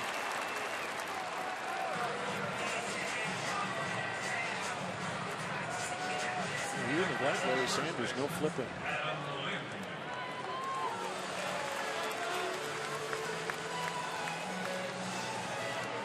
Lind with a man on, nobody out. That's Justin Grimm up in the Cubs bullpen.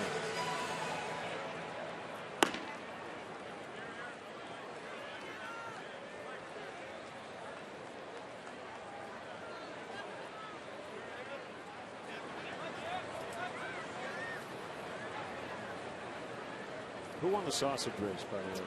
You know, I wasn't focusing. Anybody in the booth seat? It was the relay. The Sunday they do the relay with the. Chorizo had won Friday and Saturday as Chris Bozzi will head out.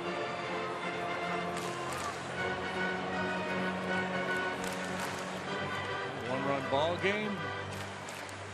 6th inning. Dangerous hitter getting his 3rd look at Hendricks. Worthy of a conversation here.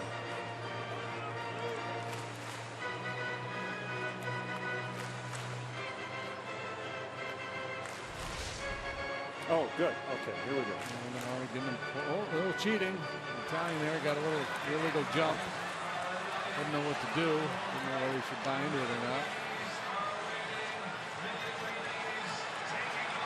I'm thinking there was going to be an inquiry on this one.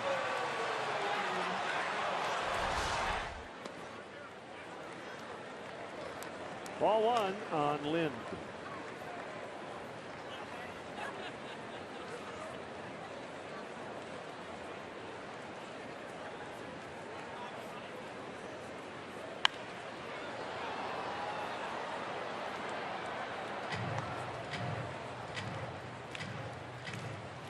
Throw that two-seamer down and away, hoping Lind would roll over on it, maybe get a double play ball, but he left it up. Can't go to sleep on Braun over there. He's capable of stealing a bag. Fairly deep, but Coughlin's got it. Braun tagging, but he's going to hold it first. One out, and it'll bring up Chris Davis.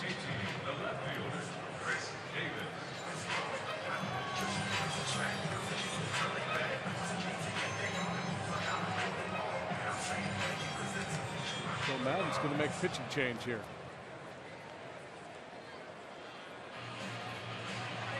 It's just Davis, as hot as he has been this weekend, he just wants the power stuff of Grimm in this situation. So Hendricks will leave with a chance for a victory. But we've got a long way to go. We're in the sixth. Cubs lead 1-0, and we'll be right back.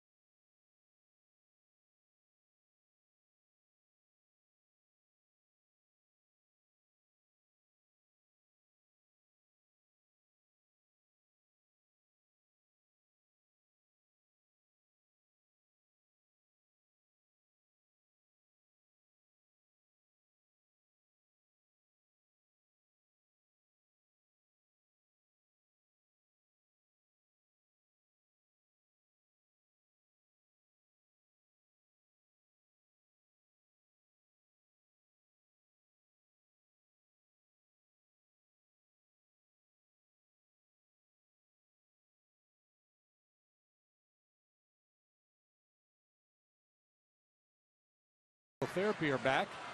Give your kids an unforgettable baseball experience this summer. First camp kicks off in Lake Forest on June 22nd. Sign up at Cubs.com/camps. So here we go into the bullpen. There's Joel. Talks it over with Kyle Hendricks. Pulled after 5 1/3 and 85 pitches. Bullpen's got to be better. Everybody knows that. And Justin Grimm, recently off the disabled list, hopefully will provide some of that help. Yeah, every move you make as a manager or non-move, there's a risk. If you leave Hendricks in, there's the risk that the Brewers are going to inflict some damage on him. You make a move to the bullpen, there's risk there, especially the bullpen that has struggled so much lately. But just think, Davis, the weekends he's having, the fact that they're getting their third look at Kyle, and Grimm with that plus stuff. So Honda game summary. See what the starters have done to this point. Garza's still in there. Hendricks done. Honda Dream Garage Sales event now at your Honda dealer.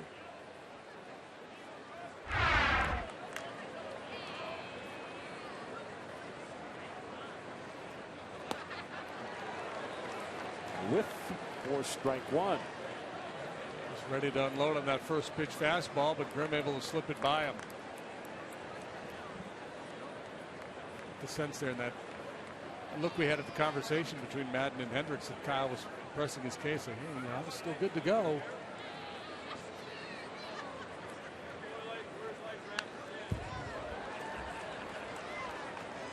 The last thing you want to do as a manager, especially with a young pitcher, is leave him out there one hitter too long. Now, you can't lose this game. You can only win it or get a no decision.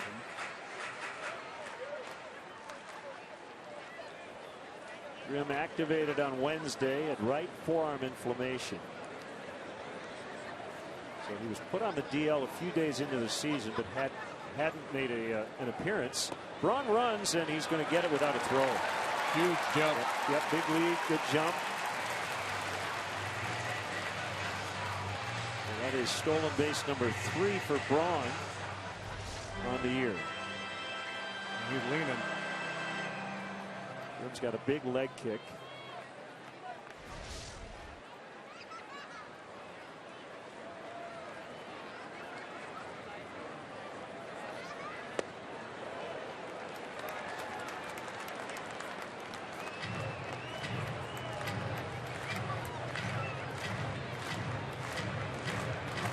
Grimm was mainly a starter with Texas.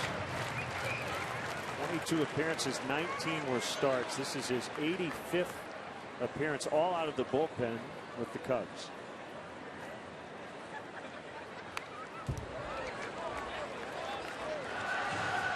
And you mentioned it before, he's got a starter's repertoire. Yeah, just a two pitch guy. Fastball, curveball, slider, change. And to move to the bullpen, you kind of minimize that some. He doesn't use his changeup very much, but they'll throw both breaking balls.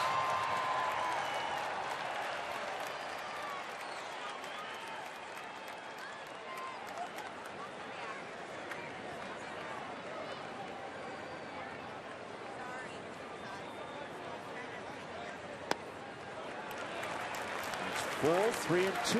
Gene Segura on deck. He missed there, but that was the pitch that was the difference maker for him last year. He struggled a little bit early, but the second half he really commanded that glove side fastball down and away to right-handed hitters. He was just pounding away down there. And if he gets back there this year, he'll have plenty of success.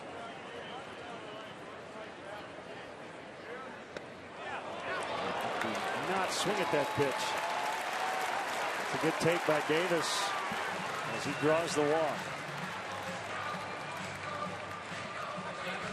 They set up a double play chance with Segura coming up. It really was a strike, I guess. For a guy who's swinging it so well and a chance to drive in a run, it would be understandable if he offered that pitch. But Davis, one guy in that lineup that's pretty patient, willing to take a walk. They don't have many of them.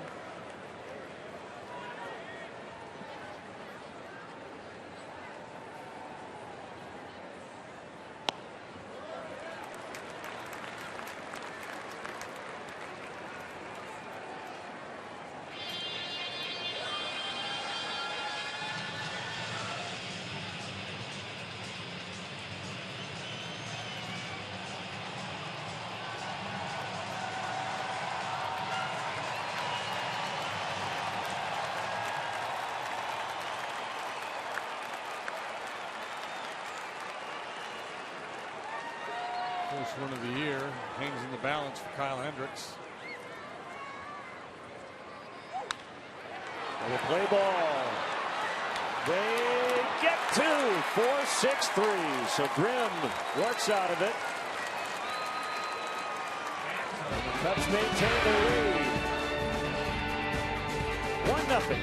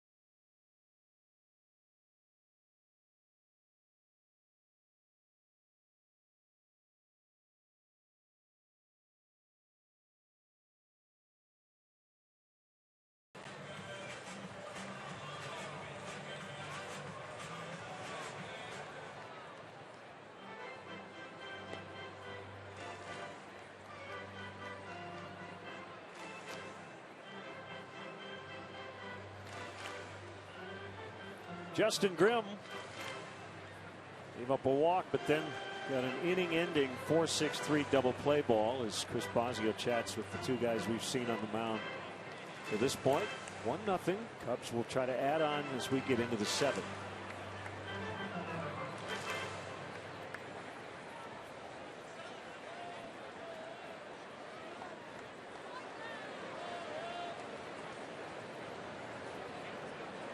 Castro has struck out and grounded out. Grimm due to bat third here in this inning. Who's likely done? Looks like Roscup up in the Cubs bullpen. Indeed, it is Zach Roscup. Castro hoping there's a hit or two in that Mother's Day pink bat as he waits on a 1-0. It's a slider off the plate. 2 balls, no strikes.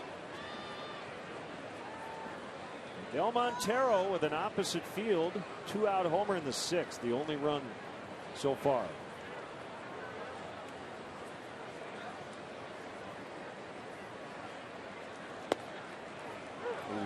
Ooh. I'm with you, Starlin.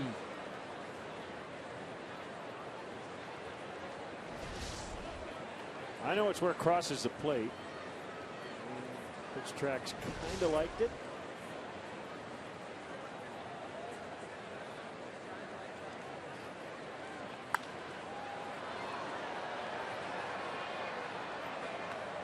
Well, we know Matt Garza well. You know, he's kind of a hyper guy and has really spent a lot of time. I think it's why he takes a lot of time between innings, between pitches, just trying to calm himself down. So take a lot of deep breaths, step off the back of the rubber, try to gather his thoughts. Some guys like Burley and Hendricks, they can just get it and throw it.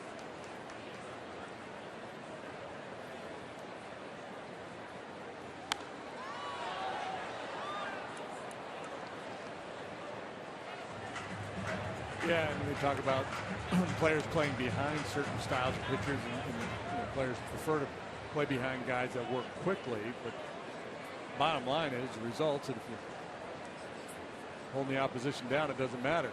And Garza's been really good today. More aggressive with that fastball the last couple of innings. He's getting the Cubs pitches to swing at.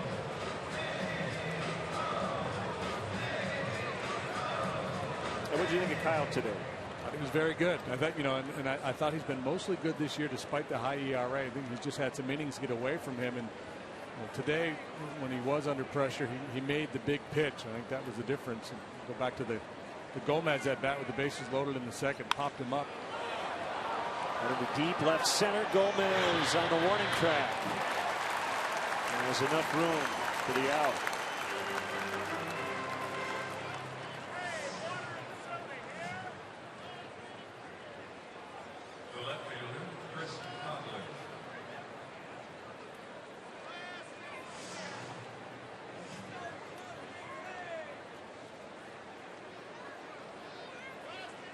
Coghlan now with 1 out.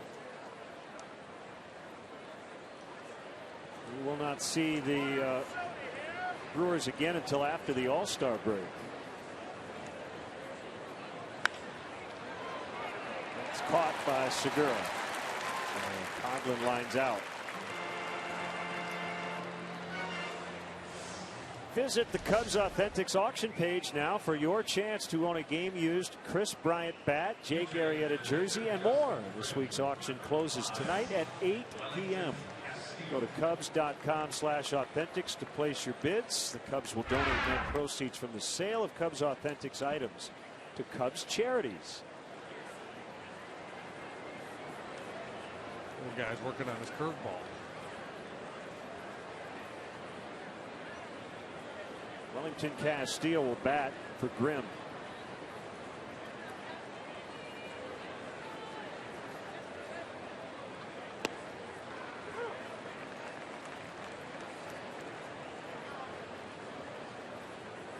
So, it'd be great to have a 7-1 lead or something here late for this bullpen. But considering how it's gone lately, you can hold a 1-0 lead That would help a lot. Yeah. It feels like an important game. Give everybody a little boost. Yeah, it's one of 162, but with the way it's gone lately, and it's now set up here for these final 9 outs, it'd be a nice confidence booster. Jeremy Jeffress loosening in the home bullpen.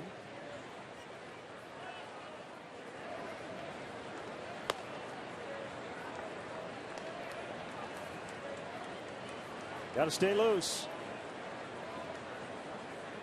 Phil Koch playing team massage therapist in the bullpen.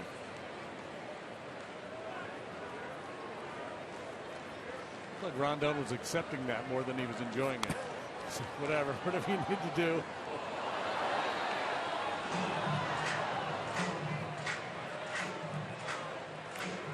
It's a different world down there, boy. And it's really different to just where guys' minds are at different stages of the game. The guy that gets up, all of a sudden the adrenaline's pumping, his heart's racing, everybody else is hanging out chewing seeds, talking about what they watched on television last night. Swung on and missed to end the inning. 7th inning stretch time from Milwaukee. Cubs 1, Brewers nothing.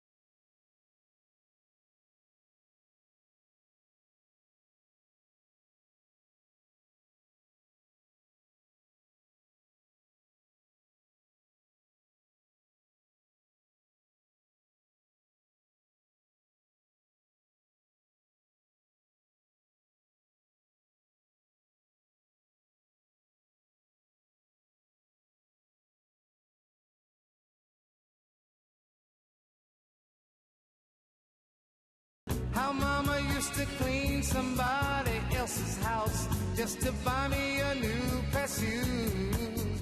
I never understood how mama made it through the week when she never ever got a good night's sleep. Oh, she's one of a kind. You got yours and I've got mine. Oh, hey mama, my heart belongs to you.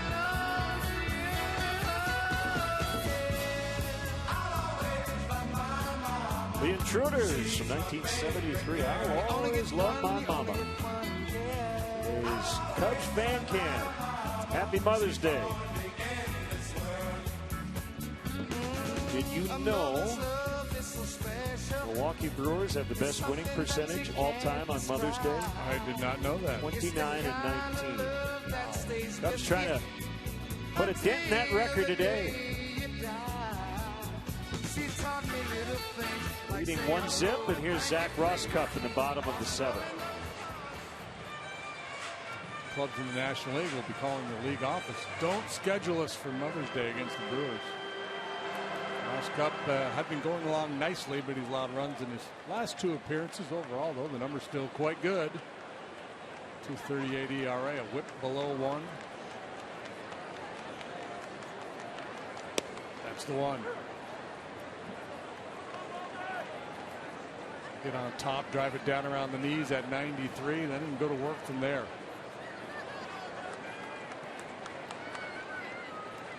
Donato has been a very busy guy here as of late with Jonathan Lucroy on the DL.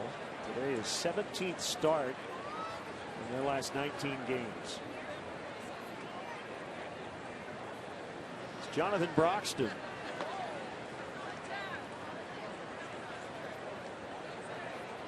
Ross Cup's 1-1.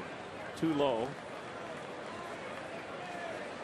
Here's Lucroy. A broken toe. Big left toe. So Sergeant Hulka is broken right now.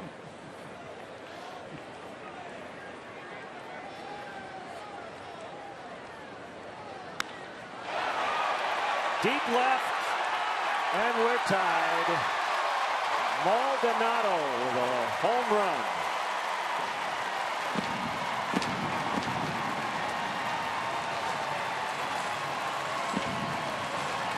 Joe Madden probably felt pretty comfortable with Zach Roscoff against the bottom of the Brewer order here. An ambush from Maldonado ties the ball game. See where that fastball ends up. Inside part of the plate, but up a little bit, and he cut it off. Got the head out in front of it. And we are tied. So even though not a lot of runs on the board, the home runs continue to be a theme.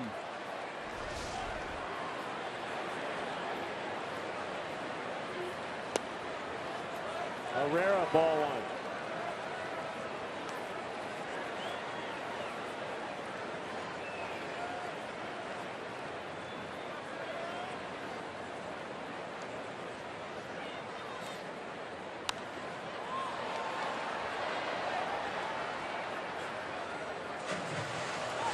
Well, Kyle Hendricks will have to wait till his next time out to see if he can pick up that first win, but he did a heck of a job here today.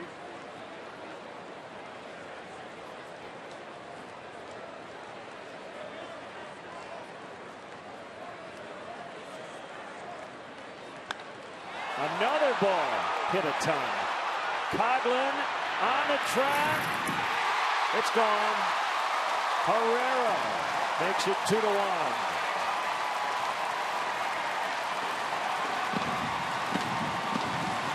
Not Gomez, not Braun, not Lynn, not Davis, but Maldonado and Herrera going back to back.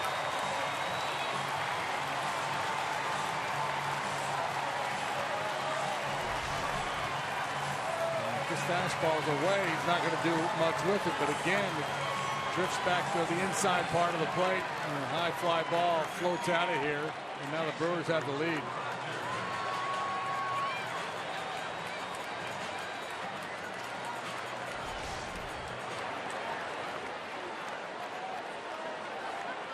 Jason Rogers, he'll pinch hit for Garza in his first career homer last night.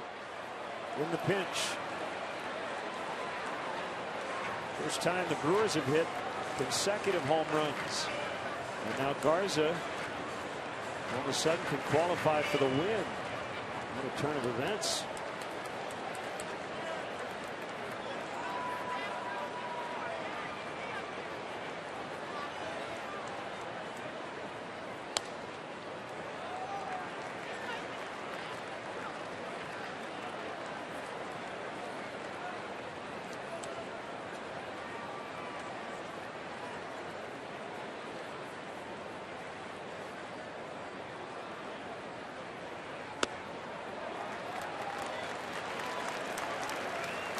Three balls, no strikes.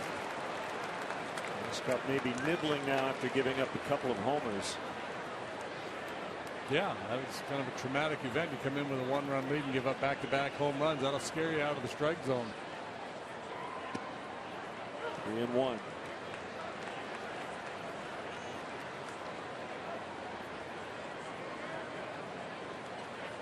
A home run by Herrera, just the third of his major league career. Second one this year. The first one was a grand slam.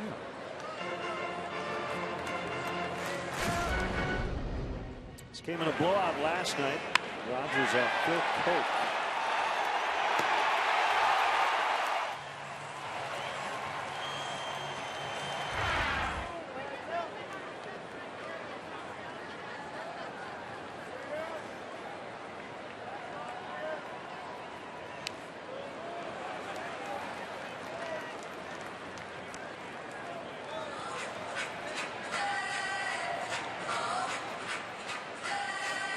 So 2 batters just totally obviously changed the lead, but the complexion of how you might use your bullpen here late.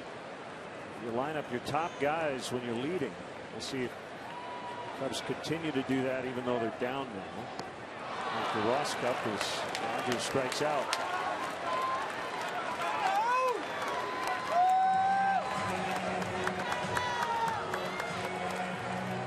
We'll bring up Carlos Gomez, 1 for 3.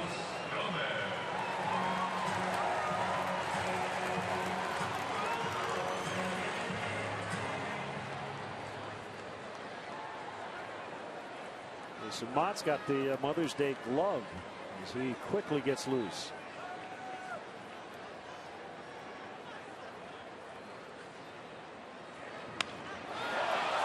Left field, Coghlan over, and he will get to this one. 2 outs.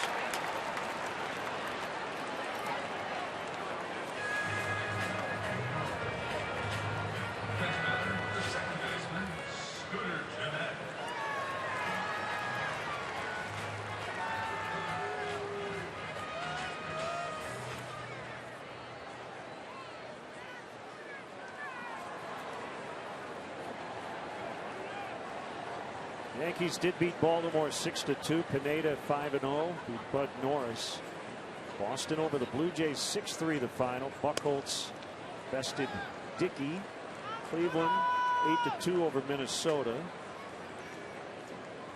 Texas edged Tampa Bay 2-1 the final. Now the Pirates beat the Cardinals 4-3. Cooling off the Redbirds a little slumping. bit. They've lost 2 in a row. Well, Wandy Rodriguez, he was perfect through 5 today for the Rangers. He retired.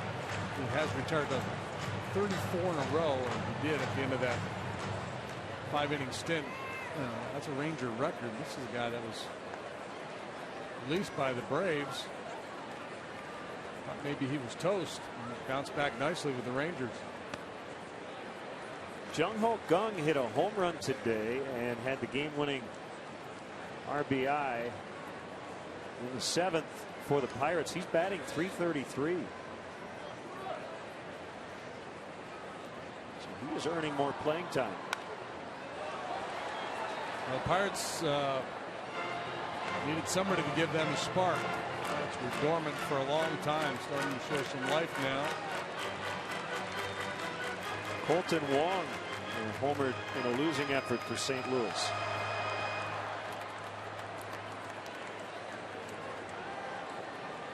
Two on Jeanette. Ball 3. Well, you got Braun next, so you got to make a pitch here.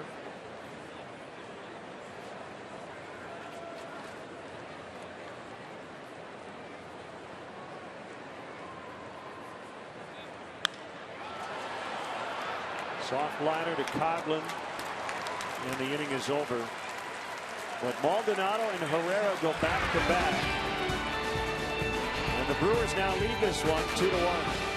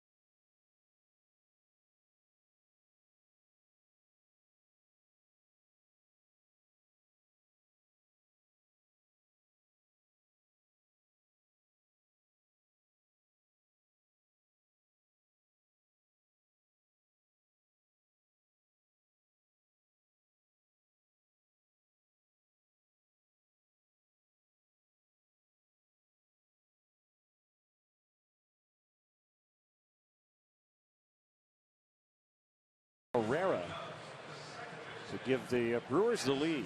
3 solo home runs today. Montero for the Cubs in the 6th. So they'll have to get it done against the Milwaukee bullpen.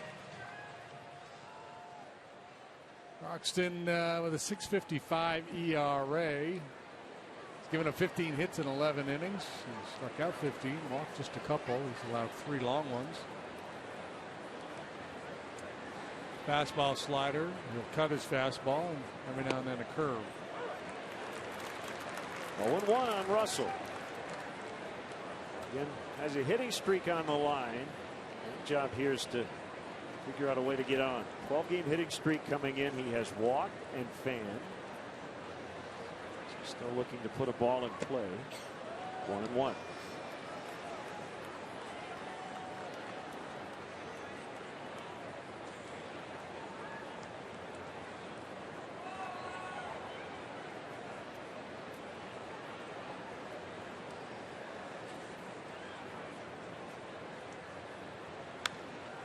Broxton was acquired last year from Cincinnati for a stretch drive that never really materialized as the Brewers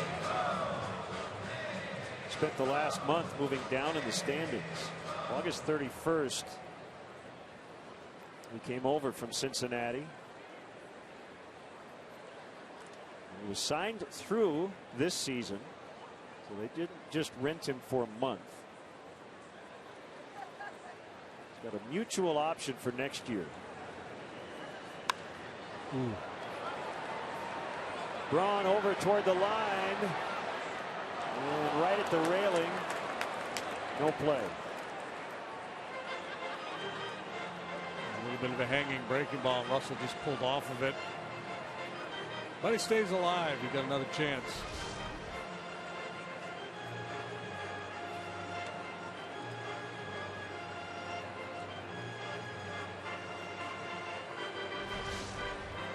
That railing.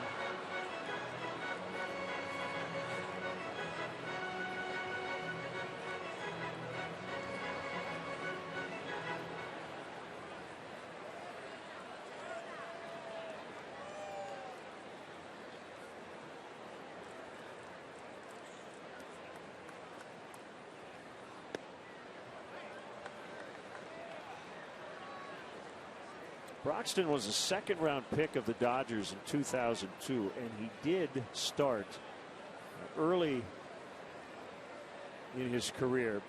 Made 56 minor league starts,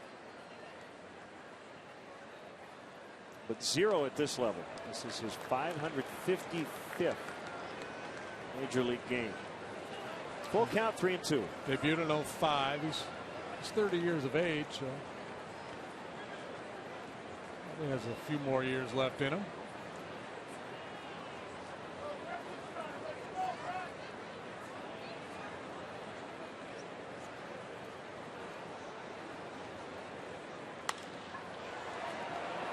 Braun in, leaves his feet, makes the catch. The ball is dipping quickly, and he gets Russell.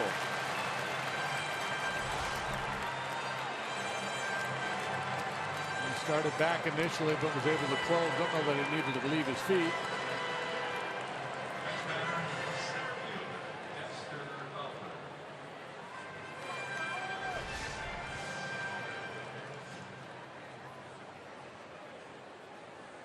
Fowler now. There's one out in the 8th.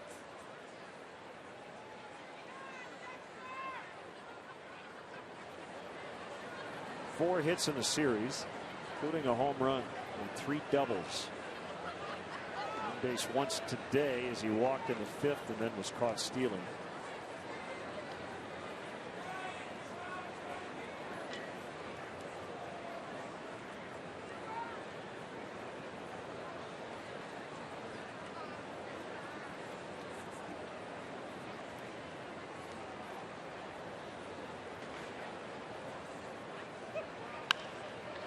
That'll drop and left.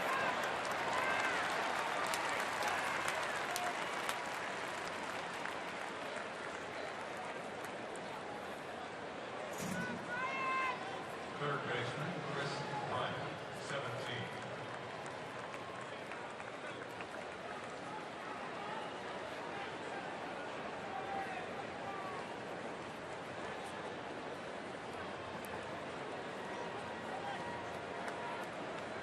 Smith getting ready for Rizzo. Ran 2 strikeouts and hit the ball hard last time up, lined out to right field.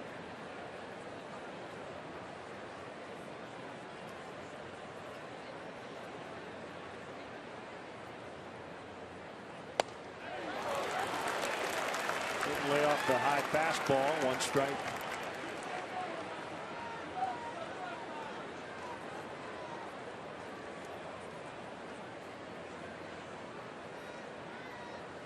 Based on where you are in the order, this would seem to be your best chance here in the 8th inning.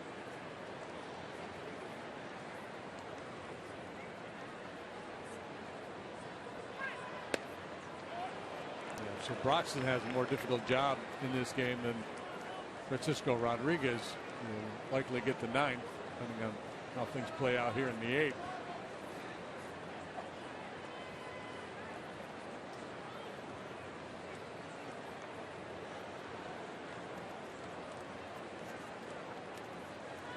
In Broxton, you have a guy who's used to, quote, saving a game. He's got 118 career saves inside.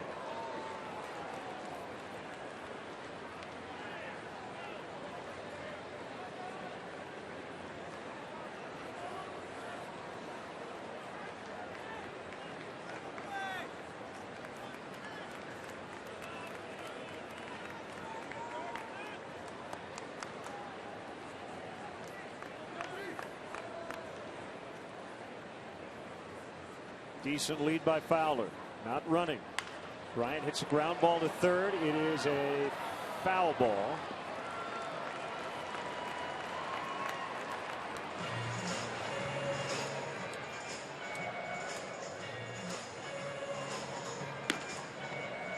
Struggling Pedro Strop has joined Jason Mott.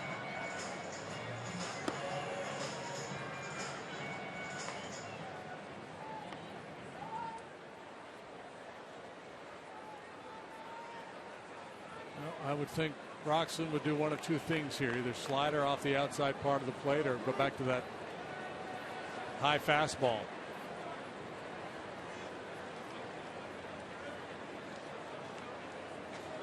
Breaking ball in the strike zone would be a mistake here.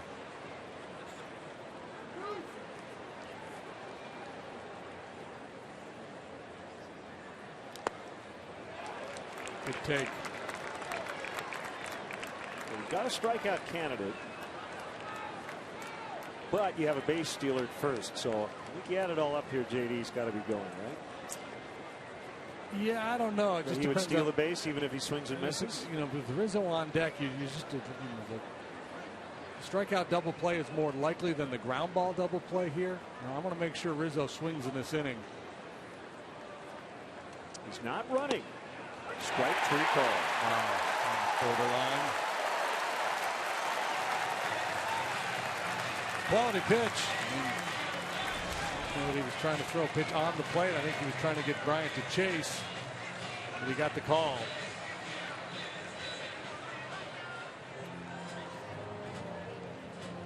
That's going to be it for Broxton. That counsel wants the left-hander Smith to face Rizzo. Well, runner at first, 2 outs. Brewers leading the Cubs 2-1 in the 8th. Pitching change from Milwaukee.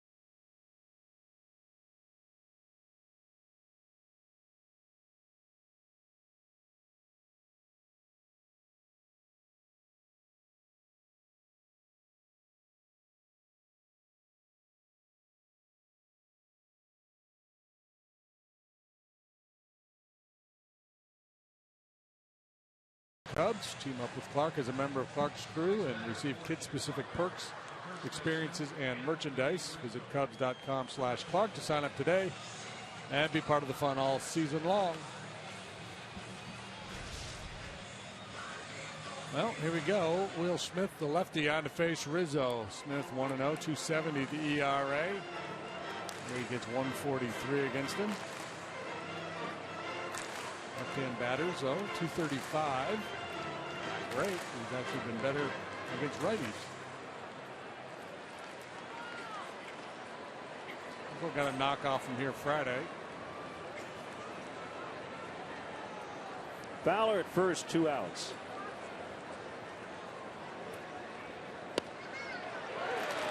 Called strike. Jeanette is in shallow right. And with 2 outs.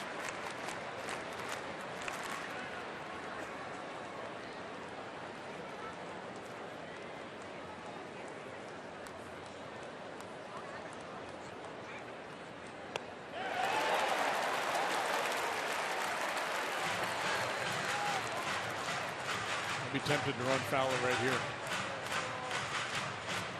Got 2-strike count on Rizzo. Just go for it. Yeah, that's not a bad idea.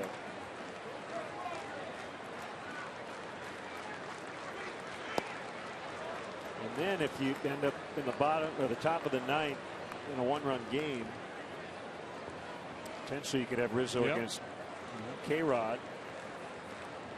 And Montero is on deck, another left-handed hitter.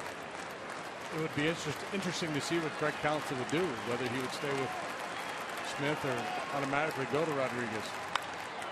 Punch to right. Braun got to play that one off the wall. Fowler coming around third.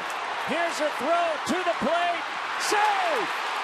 Ball got away from Maldonado. We're tied.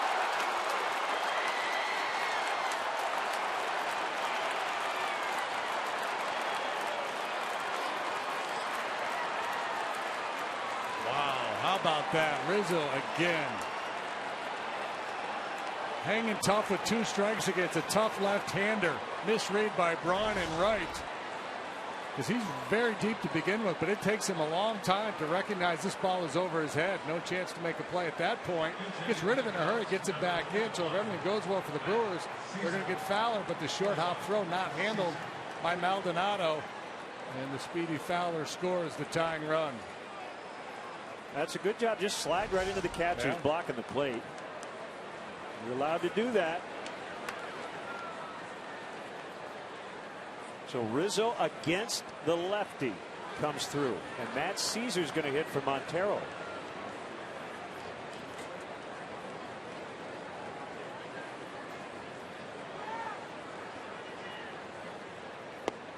Called strike.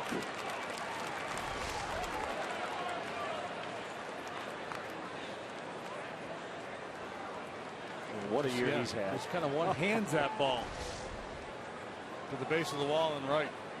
So he gets a double out of it and an RBI. And we're knotted up at 2 apiece.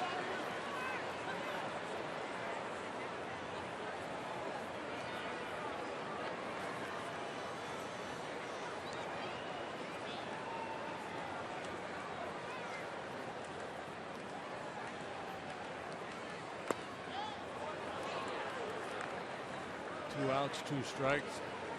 Fowler moving with the contact. That was really well played. I mean, Braun originally misread that fly ball, but after that, really well played by the Brewers. And again, Maldonado handles that throw. Fowler's out. Well, I'm wondering to see again where Maldonado set up before the throw got there. Yeah, we might have had that. We might have had a collision play. Yeah. Yeah.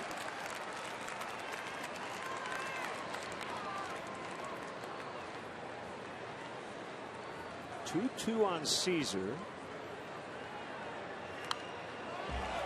Now let's see where Maldonado was as he set up for this throw. He was fine. Yeah, he was totally fine. So, yeah, if he hangs on to that ball, Fowler is out, and the inning is over. You can block the plate as a catcher if you have the ball.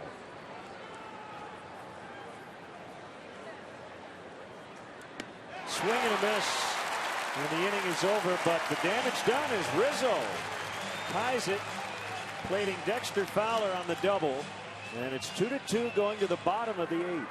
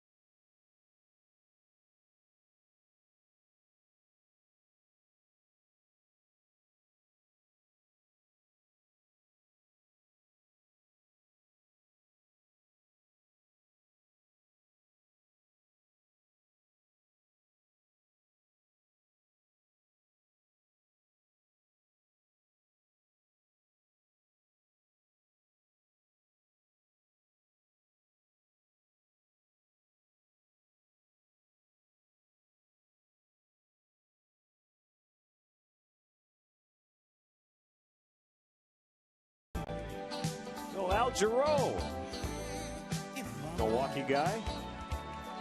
Pulled this one right off JD's iPod.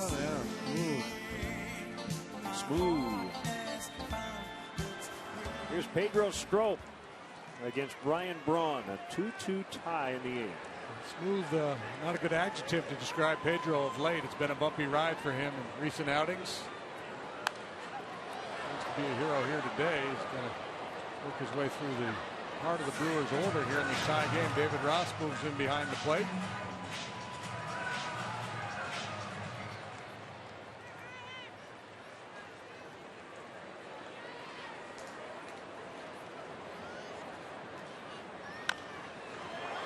Chops softly to Bryant, and he got him. One away. One dangerous hitter dispatched. Nice play here by Bryant. That ball stays down on him, but the big guy scoops it up, flips it on over to first. One up, one down for Strop.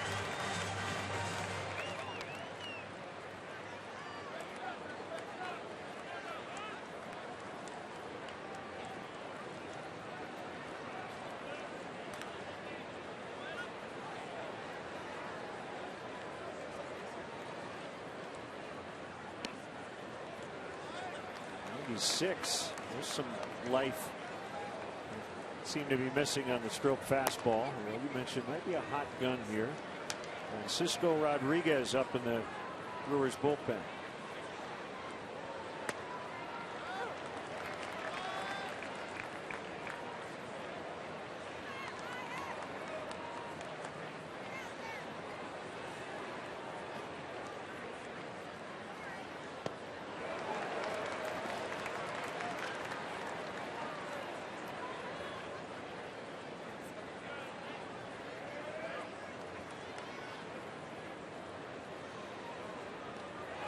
Got him. The quick pitch. Yep.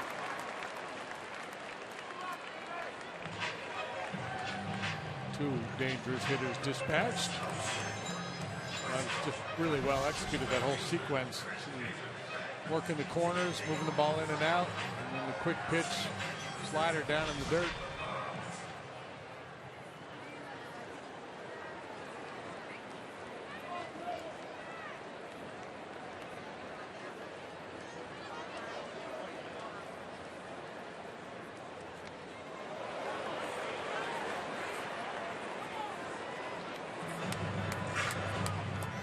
Say Davis didn't see that one very well. Yeah.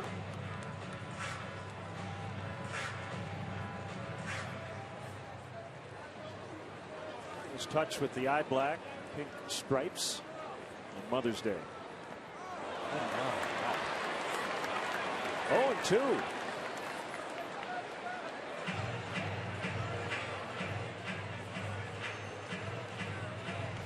Seems like it'd be a good idea to bounce him another slider. Well, he might be in straight take mode here. He'll slip a fastball by him. Well, Topped. The Strop, and the inning is over. Nice work by Pedro Strop as we head off to the ninth. Jorge Soler will lead it off when we come back.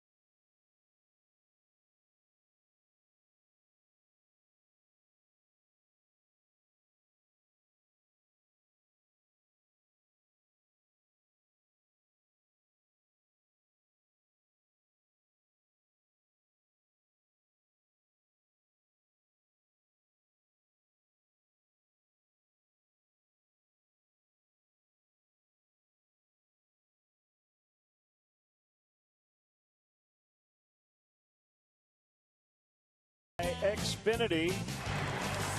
Anthony Rizzo gets the job done. On an RBI double, Dexter Fowler able to get in. Xfinity, your home for the most live sports. Bodine's soundtrack. The Milwaukee band. Here's Francisco Rodriguez trying to keep the game tied. 6 out of 6 in save opportunities this year. This is not one of those. 0-2 with a 1.64 ERA.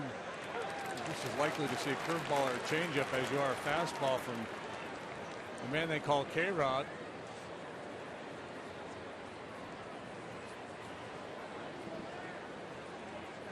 Changeup is his best pitch.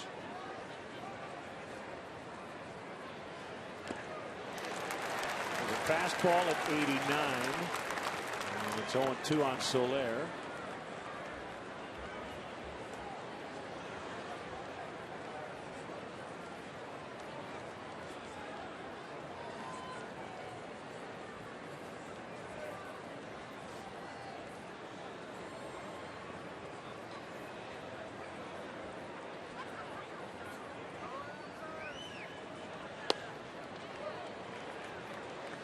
Wide for ball one. Castro next. And Chris Coghlan.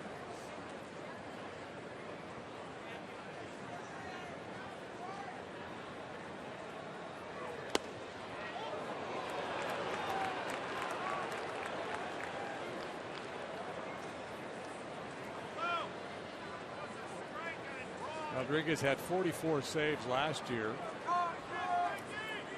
49 tries. He allowed 14 home runs in 68 innings.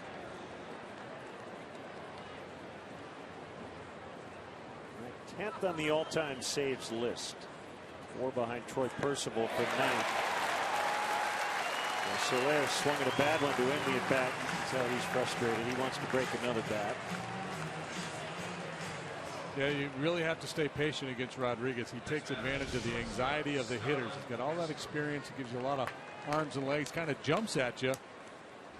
Sometimes it takes a long time for that slow breaking ball or straight changeup to get there. 12 more strikeouts today, so 6 games between these two teams. Cubs have struck out in double digits in 5 of the 6, and the other time they struck out 9 times.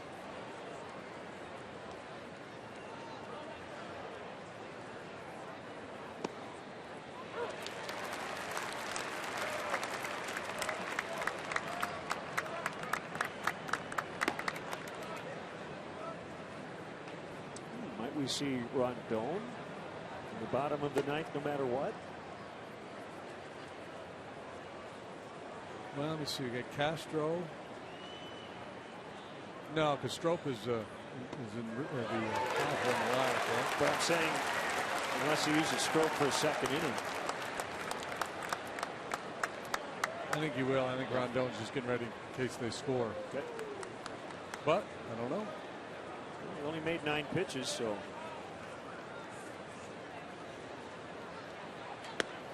Cut and a miss, strike 3. Castro just broke his back, slammed it to the dirt. Yeah, we've talked a lot about the strikeouts. The Cubs, we knew they would strike out a lot, but we figured, well, if they walk a lot, you know, that's sometimes just a byproduct of that patient approach. These recent games, though, there's been a lot of red ink on the scorecard without the walks to go along with it.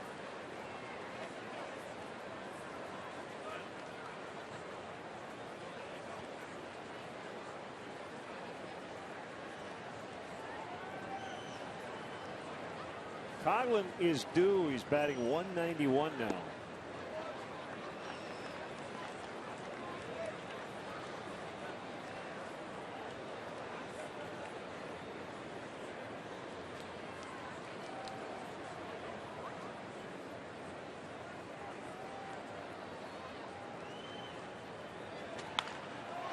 Grounder to first. The inning is over. 10 pitch, 1-2-3, 9th for Rodriguez. We're tied at 2.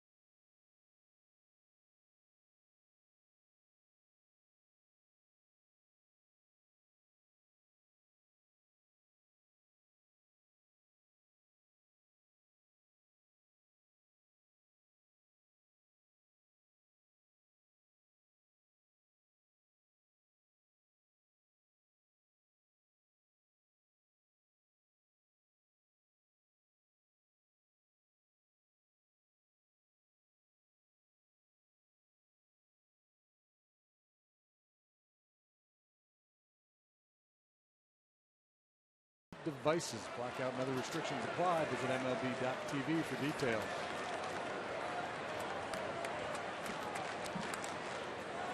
1 ball, no strike. Strop in his second inning of work against Gene Segura, 2-0. Well, you recall on the homestand, Strop hit Segura right in the coconut with a fastball right on the emblem there in the helmet.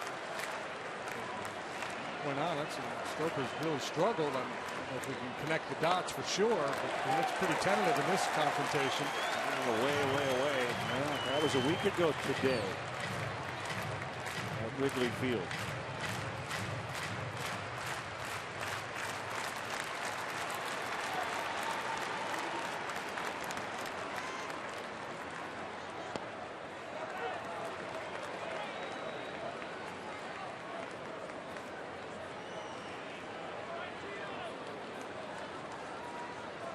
Brewers 3-3 under their new manager.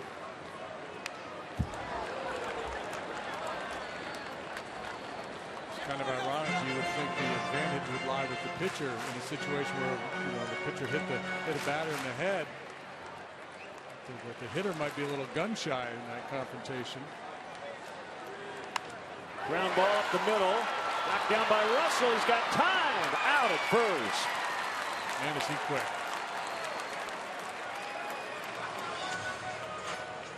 On that ball in no time.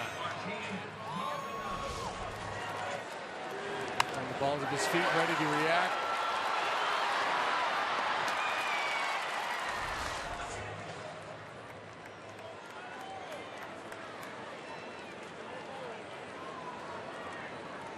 Maldonado tied it in the 7th with a home run.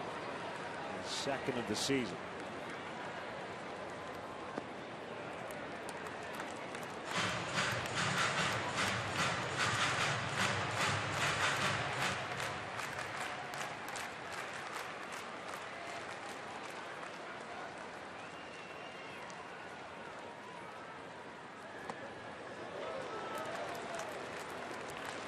We went 3-0 on Segura. He has started with 2 misses against Maldonado. Herrera on deck. He also homered his last time up.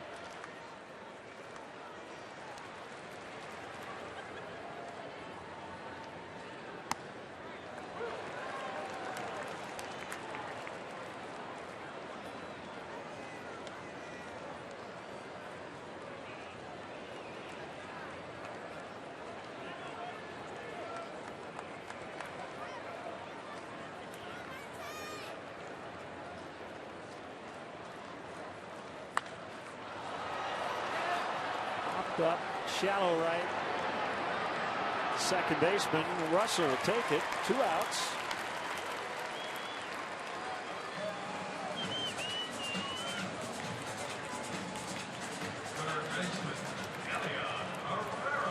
Herrera hit that home run off Roscoe, right-handed. Batting lefty.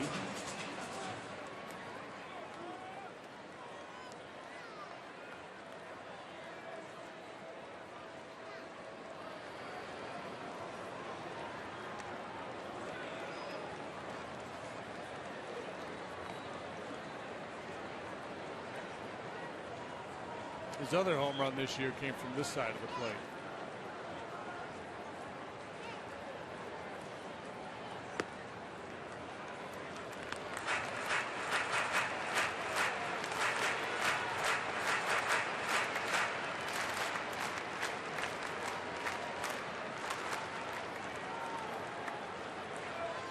Another 2-0 count. He's going to get away with it as Conklin pops the bubble and makes the catch. Strop with a nice outing today. 6 batters faced, retiring them all, and we'll go to extras from Milwaukee.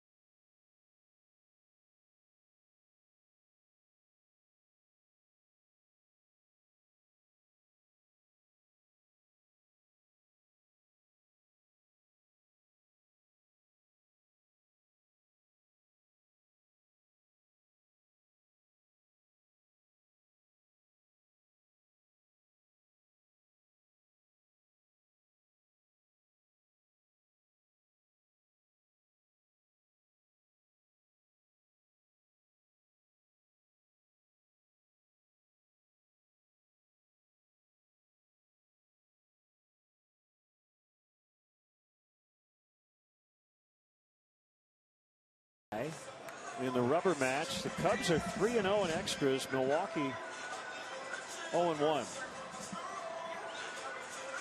Jeremy Jeffress will work for the 18th time. Well, he's been pretty busy, hasn't he? 3.45 ERA. Lake hits 220 against him. David Ross gets the first crack.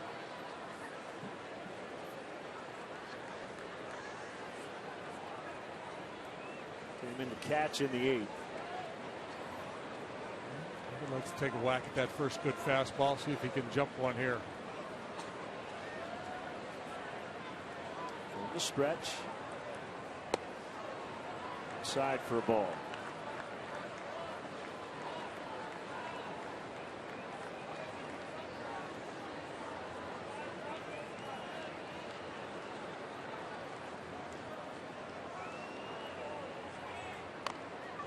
The bunt, foul.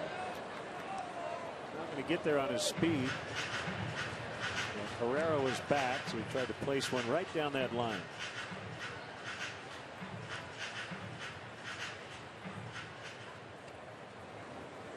Maldonado showed bunt earlier in the game. That's kind of a thing, isn't it? Slow-footed catchers trying to bunt for hits. You see that a lot because people don't expect it. They play way back.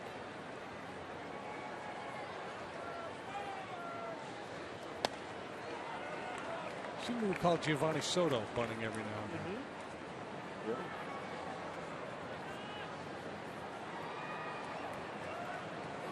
Ronnie Paulino, another guy who was with the Pirates.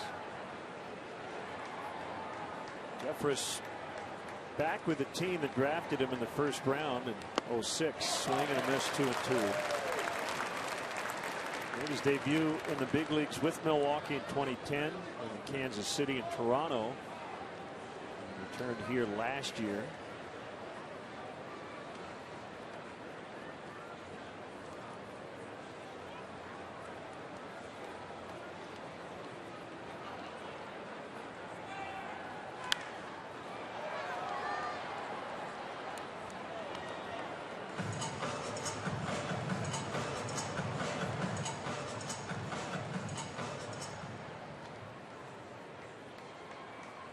Russell getting another chance to extend that hit streak.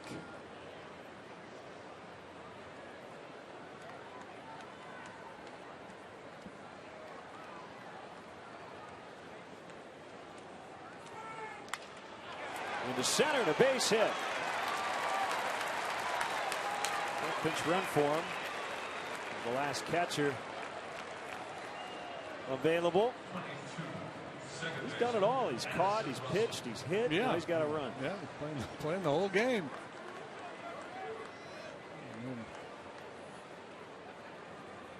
Talking to him probably about his pitching appearance last night.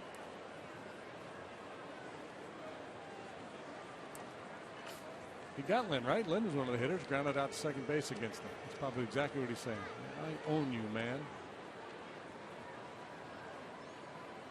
So it's Russell. First throw over as Ross had a very short lead. Normally in this situation you ask your 9-hole hitter to get down a bunt. Russell has extra base power. Joe Madden may have other thoughts.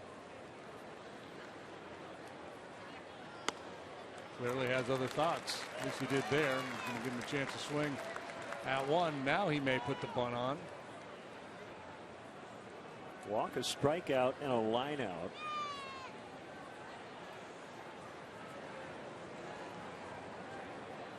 For Russell.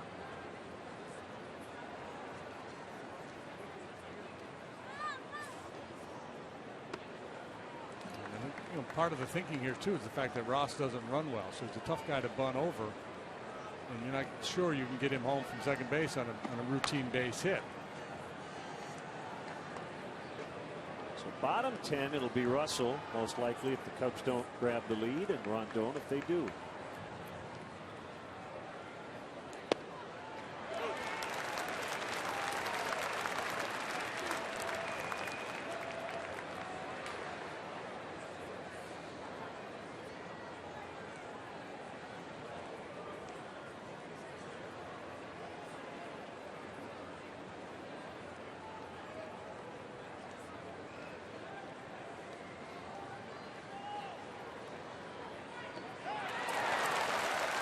One away.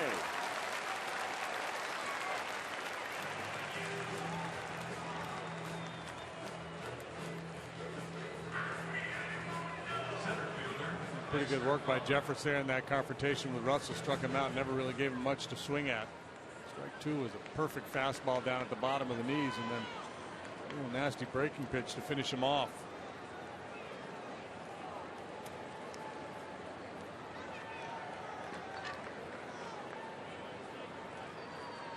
Fowler singled and then scored from first on the Rizzo game-tying double in the 8th.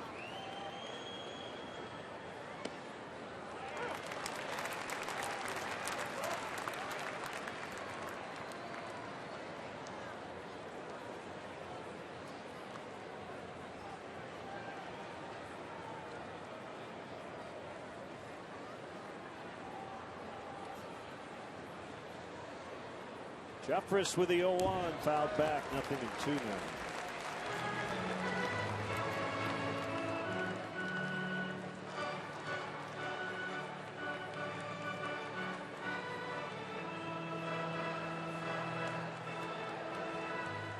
In a 12-day stretch in April, the Cubs won 3 times in extras against the Reds at home, the Padres, and then at Cincinnati.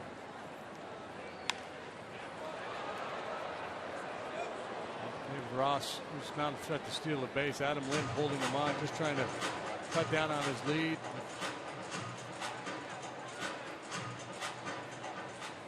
Improve their chances of turning a double play, but I would be tempted to play off the bag if I were the Brewers here. Plug up that hole on the right side a little bit.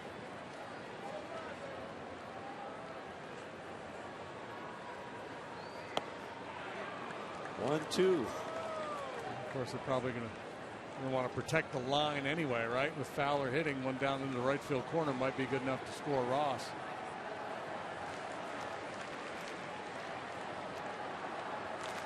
Play behind him and shadow him a little bit would be the other option.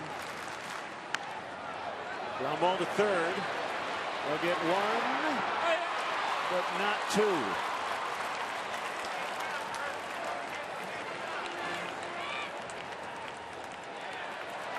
They're calling Ross for interference. Yeah, apparently they are. Saying he threw an elbow at him. So that's the end of the inning. Bruce Dreckman saying just what you mentioned.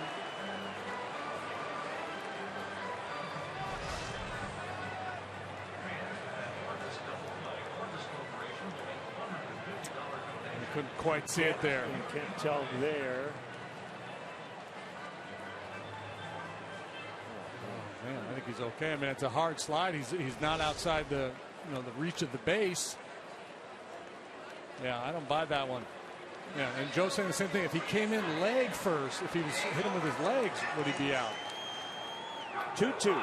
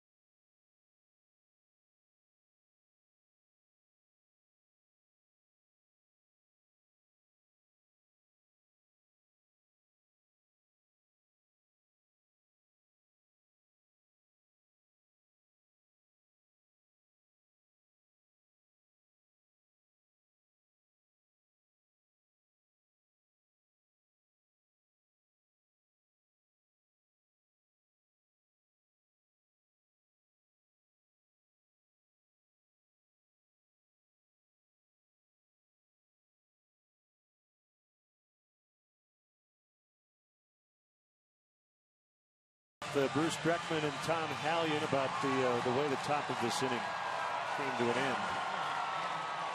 Yeah, I'm with Joe. I don't quite understand the call by Dreckman out there at second base. He's making a good hard slide. He's well within the range of the base. He's all over the top of the base. And Joe's point was, well, if he hits him with his legs, are you going to call any kind of interference? Just because it's his upper body, does that change the way you view the play? I don't think so. Shouldn't be. So Ross and Russell will now talk it over. James Russell is on. And Gerardo Parra will pinch hit. 2-2 here in the bottom of the 10th. Been a busy week for James since he came up from Iowa. Parra's had some big moments this weekend. Bombed to straightaway center field last night. It was off a lefty.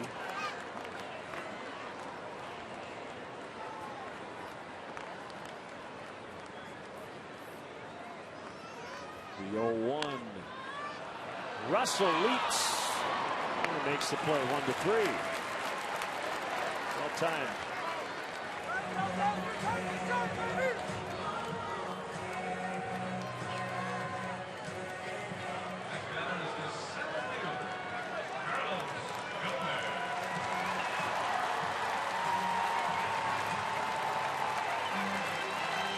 I don't think the call at second had anything to do with the fact that he could get to second, JD, but he said that he threw the elbow, so that there was a deliberate intent. And I'm not saying it's right or wrong, but I think that's the explanation they gave to David Ross and Joe Madden. Ball one on Gomez.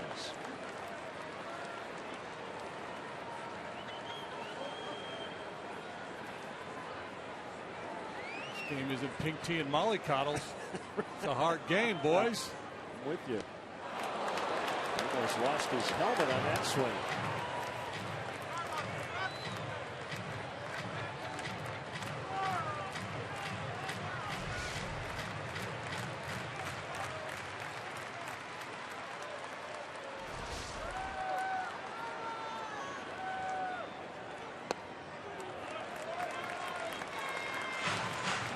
Yeah, a couple people make a good point. Matt Holliday, pretty aggressive slider at second base. He's going to take guys out. I think just the fact that it was upper body, not lower body, just influenced Dreckman. Like a hockey coach. Yeah, I'm guessing if Bruce were to see the play again, he'd go, you know what, he was okay.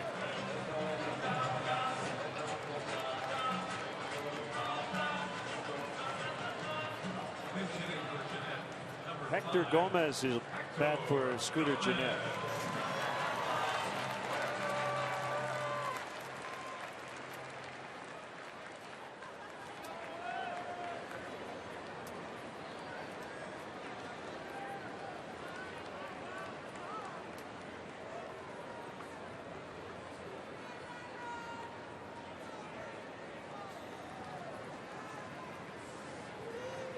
Blazek was good last night in relief.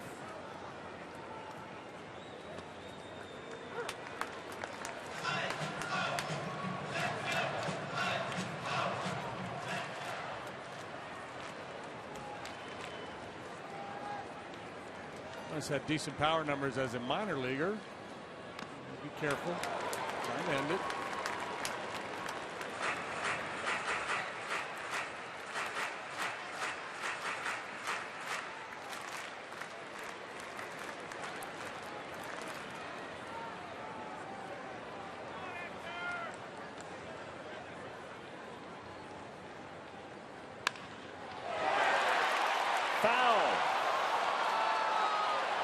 Foul ball.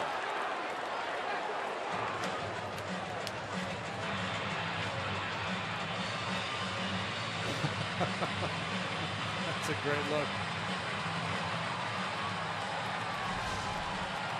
He's guarding the line, so very difficult to slip it by him in fair territory, but just barely fouled.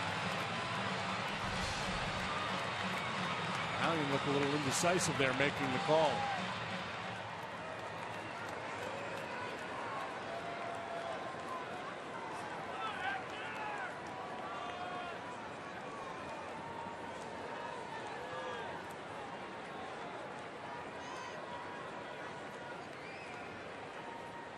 So another 0-2 and another foul. Bad miss there. 0-2 pitch. You saw Ross prior to the pitch putting his mitt down in the dirt. He wanted that ball in the dirt.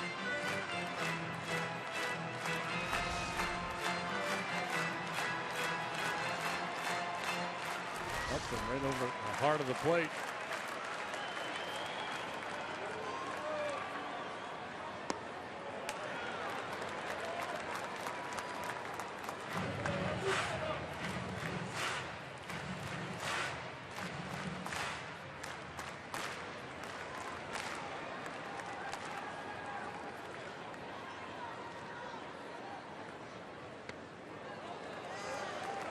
Two and two, Braun on deck.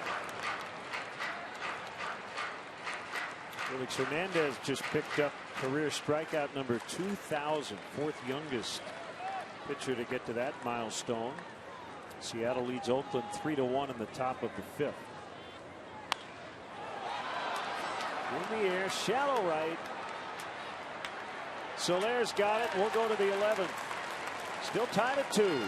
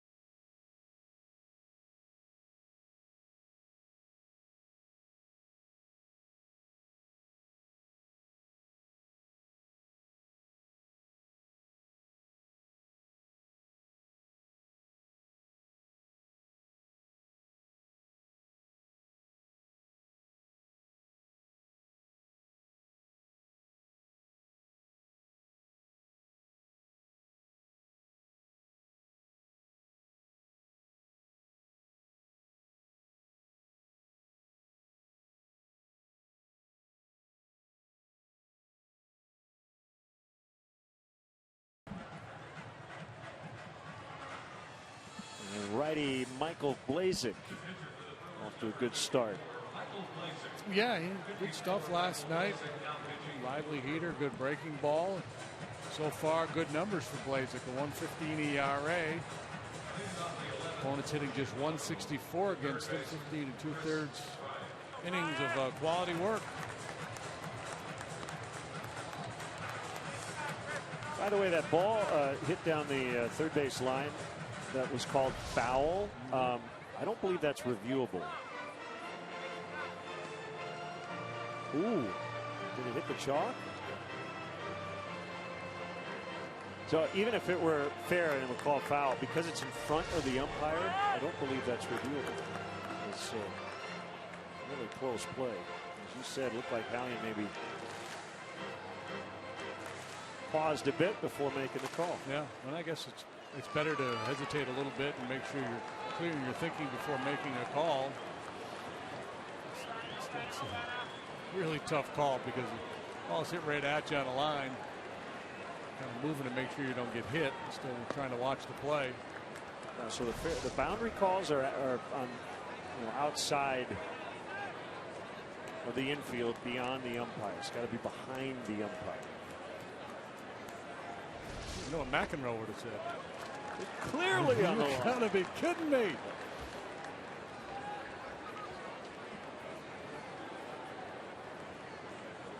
And that is Hallion's call because it was behind third base. 2-0 on Chris Bryant. Fly ball to right. Playable for Braun.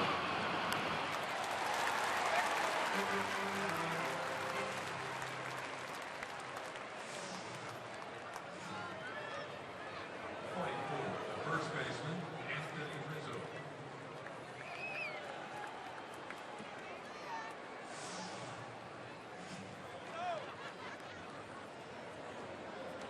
Rizzo's 2 out of 4, including a game-tying RBI double in the 8th.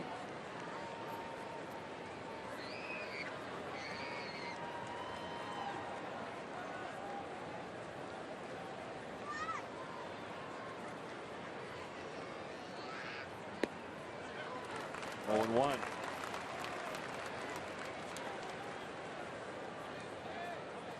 Bet you if he hits a go-ahead game-winning home run, Mom gets to bat. Absolutely. Gordon Beckham off Aroldis Chapman.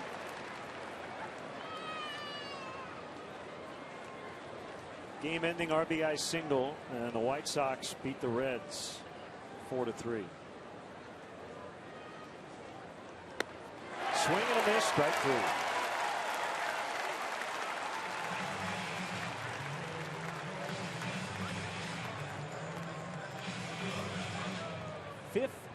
Strikeouts.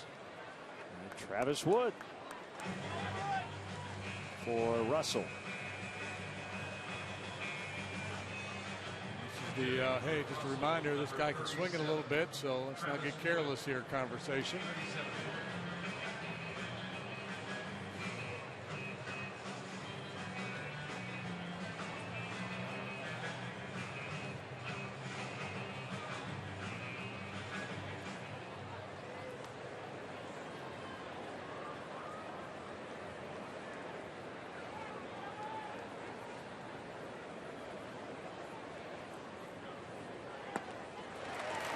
Breaking ball, swung on and missed.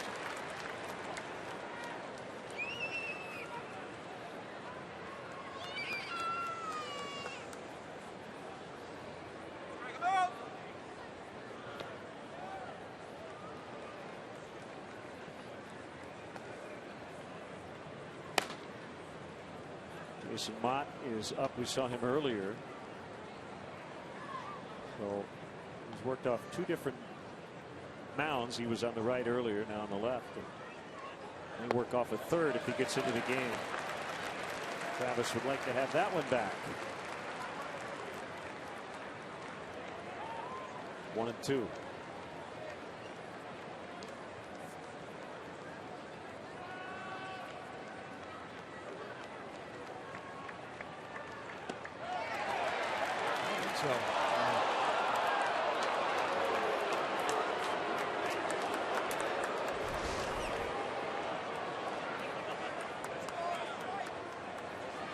Always look like they did on replay, don't they?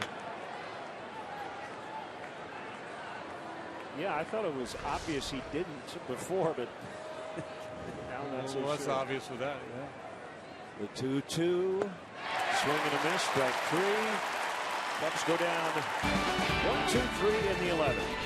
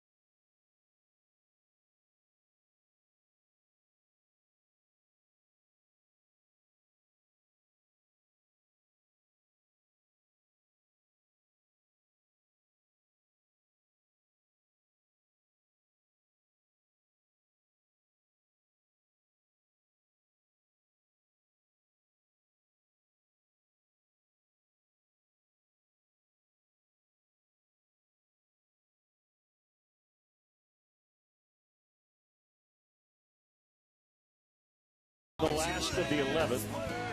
side alone. And if a figure don't Paul Seabar in the Milwaukee. Well, if we go long enough, we'll get a little Kenosha kickers for you before we're over. Yeah, we might. Polka, polka, polka. 1, 2, 3, 4, 5. Pitcher number 6 for the Cubs here this afternoon is Mr. Jason Mott. Hard throwing righty. He's 1-0 with a 3.95 ERA. He's working for the 15th time. Follows Hendricks, Grim, Roskup, Stroke, and Russell. And the only one that's given up any damage was Zach Roskup. He gave up back-to-back home runs. They're both Milwaukee's tallies here today. And if you had Maldonado and Herrera as your perfecta in the back-to-back home run pool, you're going to cash a pretty big check.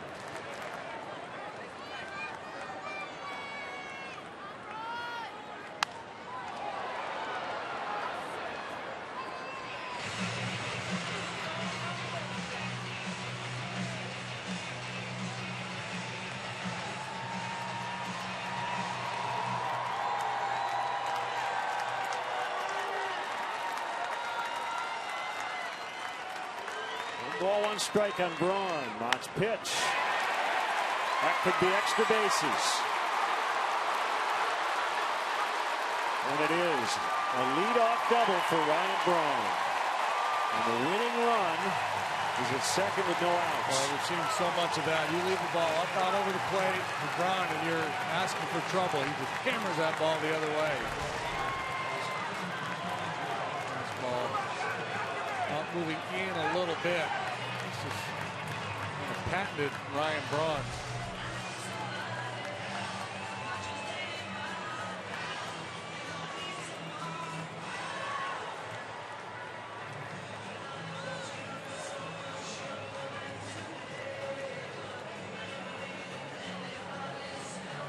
So the batter here is Lind, then Davis. Joe kind of talking through with everybody exactly what he wants to see here. Probably put Lind on.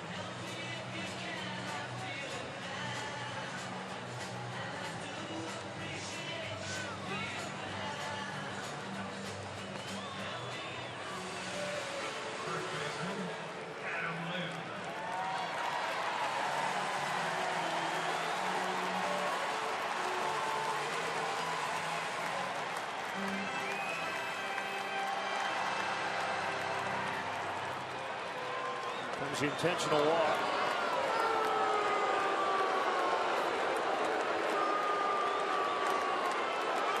And the requisite booing from the home crowd. A sellout crowd. 41,467.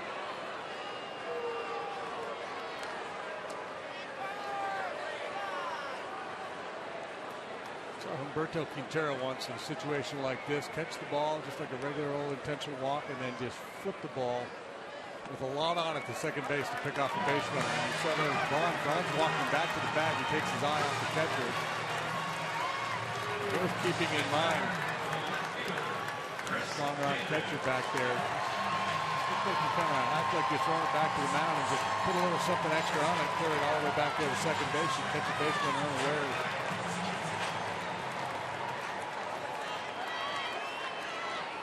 So it's Davis. Wait a minute. Rizzo's holding Lind on at first. Interesting. Yeah. Okay. The big toss to first with runners at first and second. And Braun thinking, I've never seen that before.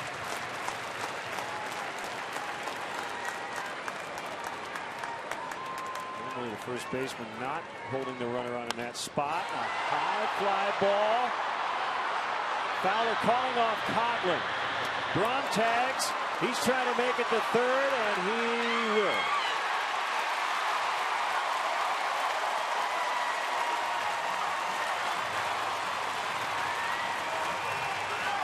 First and third, one out. Good read by Braun. He got him just ahead of the tag. He's a good base runner.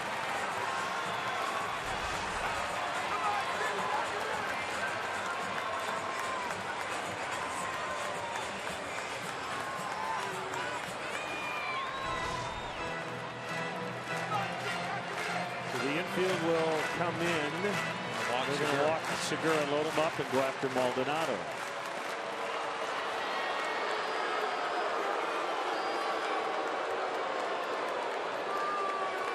The upside is obvious. You create a force play at any base. The one downside is you can't walk the next guy. And the ball game ends. You can't hit a batter.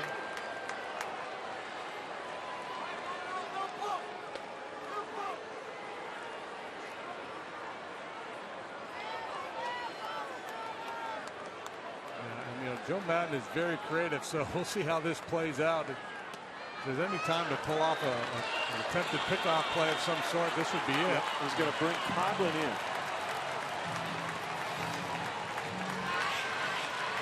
As a fifth infielder. No. He's going to have to play Rover. He's going to ask for a new glove. We got about 4 coaches directing traffic. Like the runway at O'Hare right now. Trying to tell everybody where to go.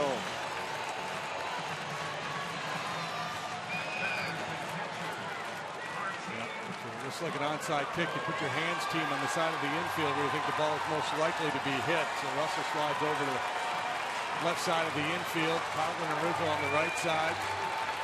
We've got 2 outfielders. So right now left field is wide open. And yeah, Soler and Fowler are going to essentially play right center, left center.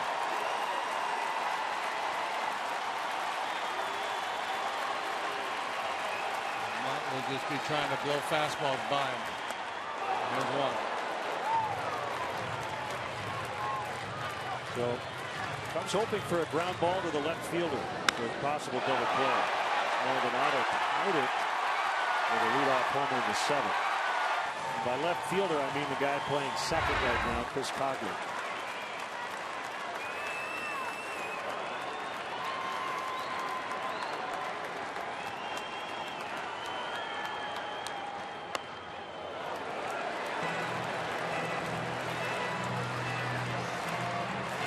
A lot of communication. Everybody in the infield talking. Guys pointing at each other and at themselves. Who's covering where?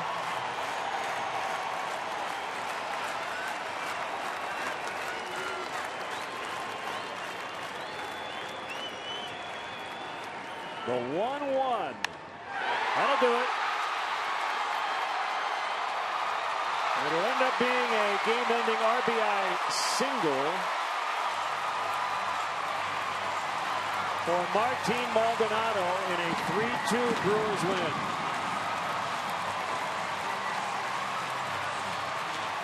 A tough ending to a tough road trip for the Cubs, dropping 3 out of 4 in St. Louis. Saw a couple big leads get away there. And a lead today, albeit a small one. They had a solid effort from their starting pitcher, Kyle Hendricks. A couple of long balls off Zach Roskup, and then late inning heroics here in the 11th. And Brewers playing 2 out of 3. So the final in 11, Milwaukee 3 and the Cubs 2, and we'll be right back.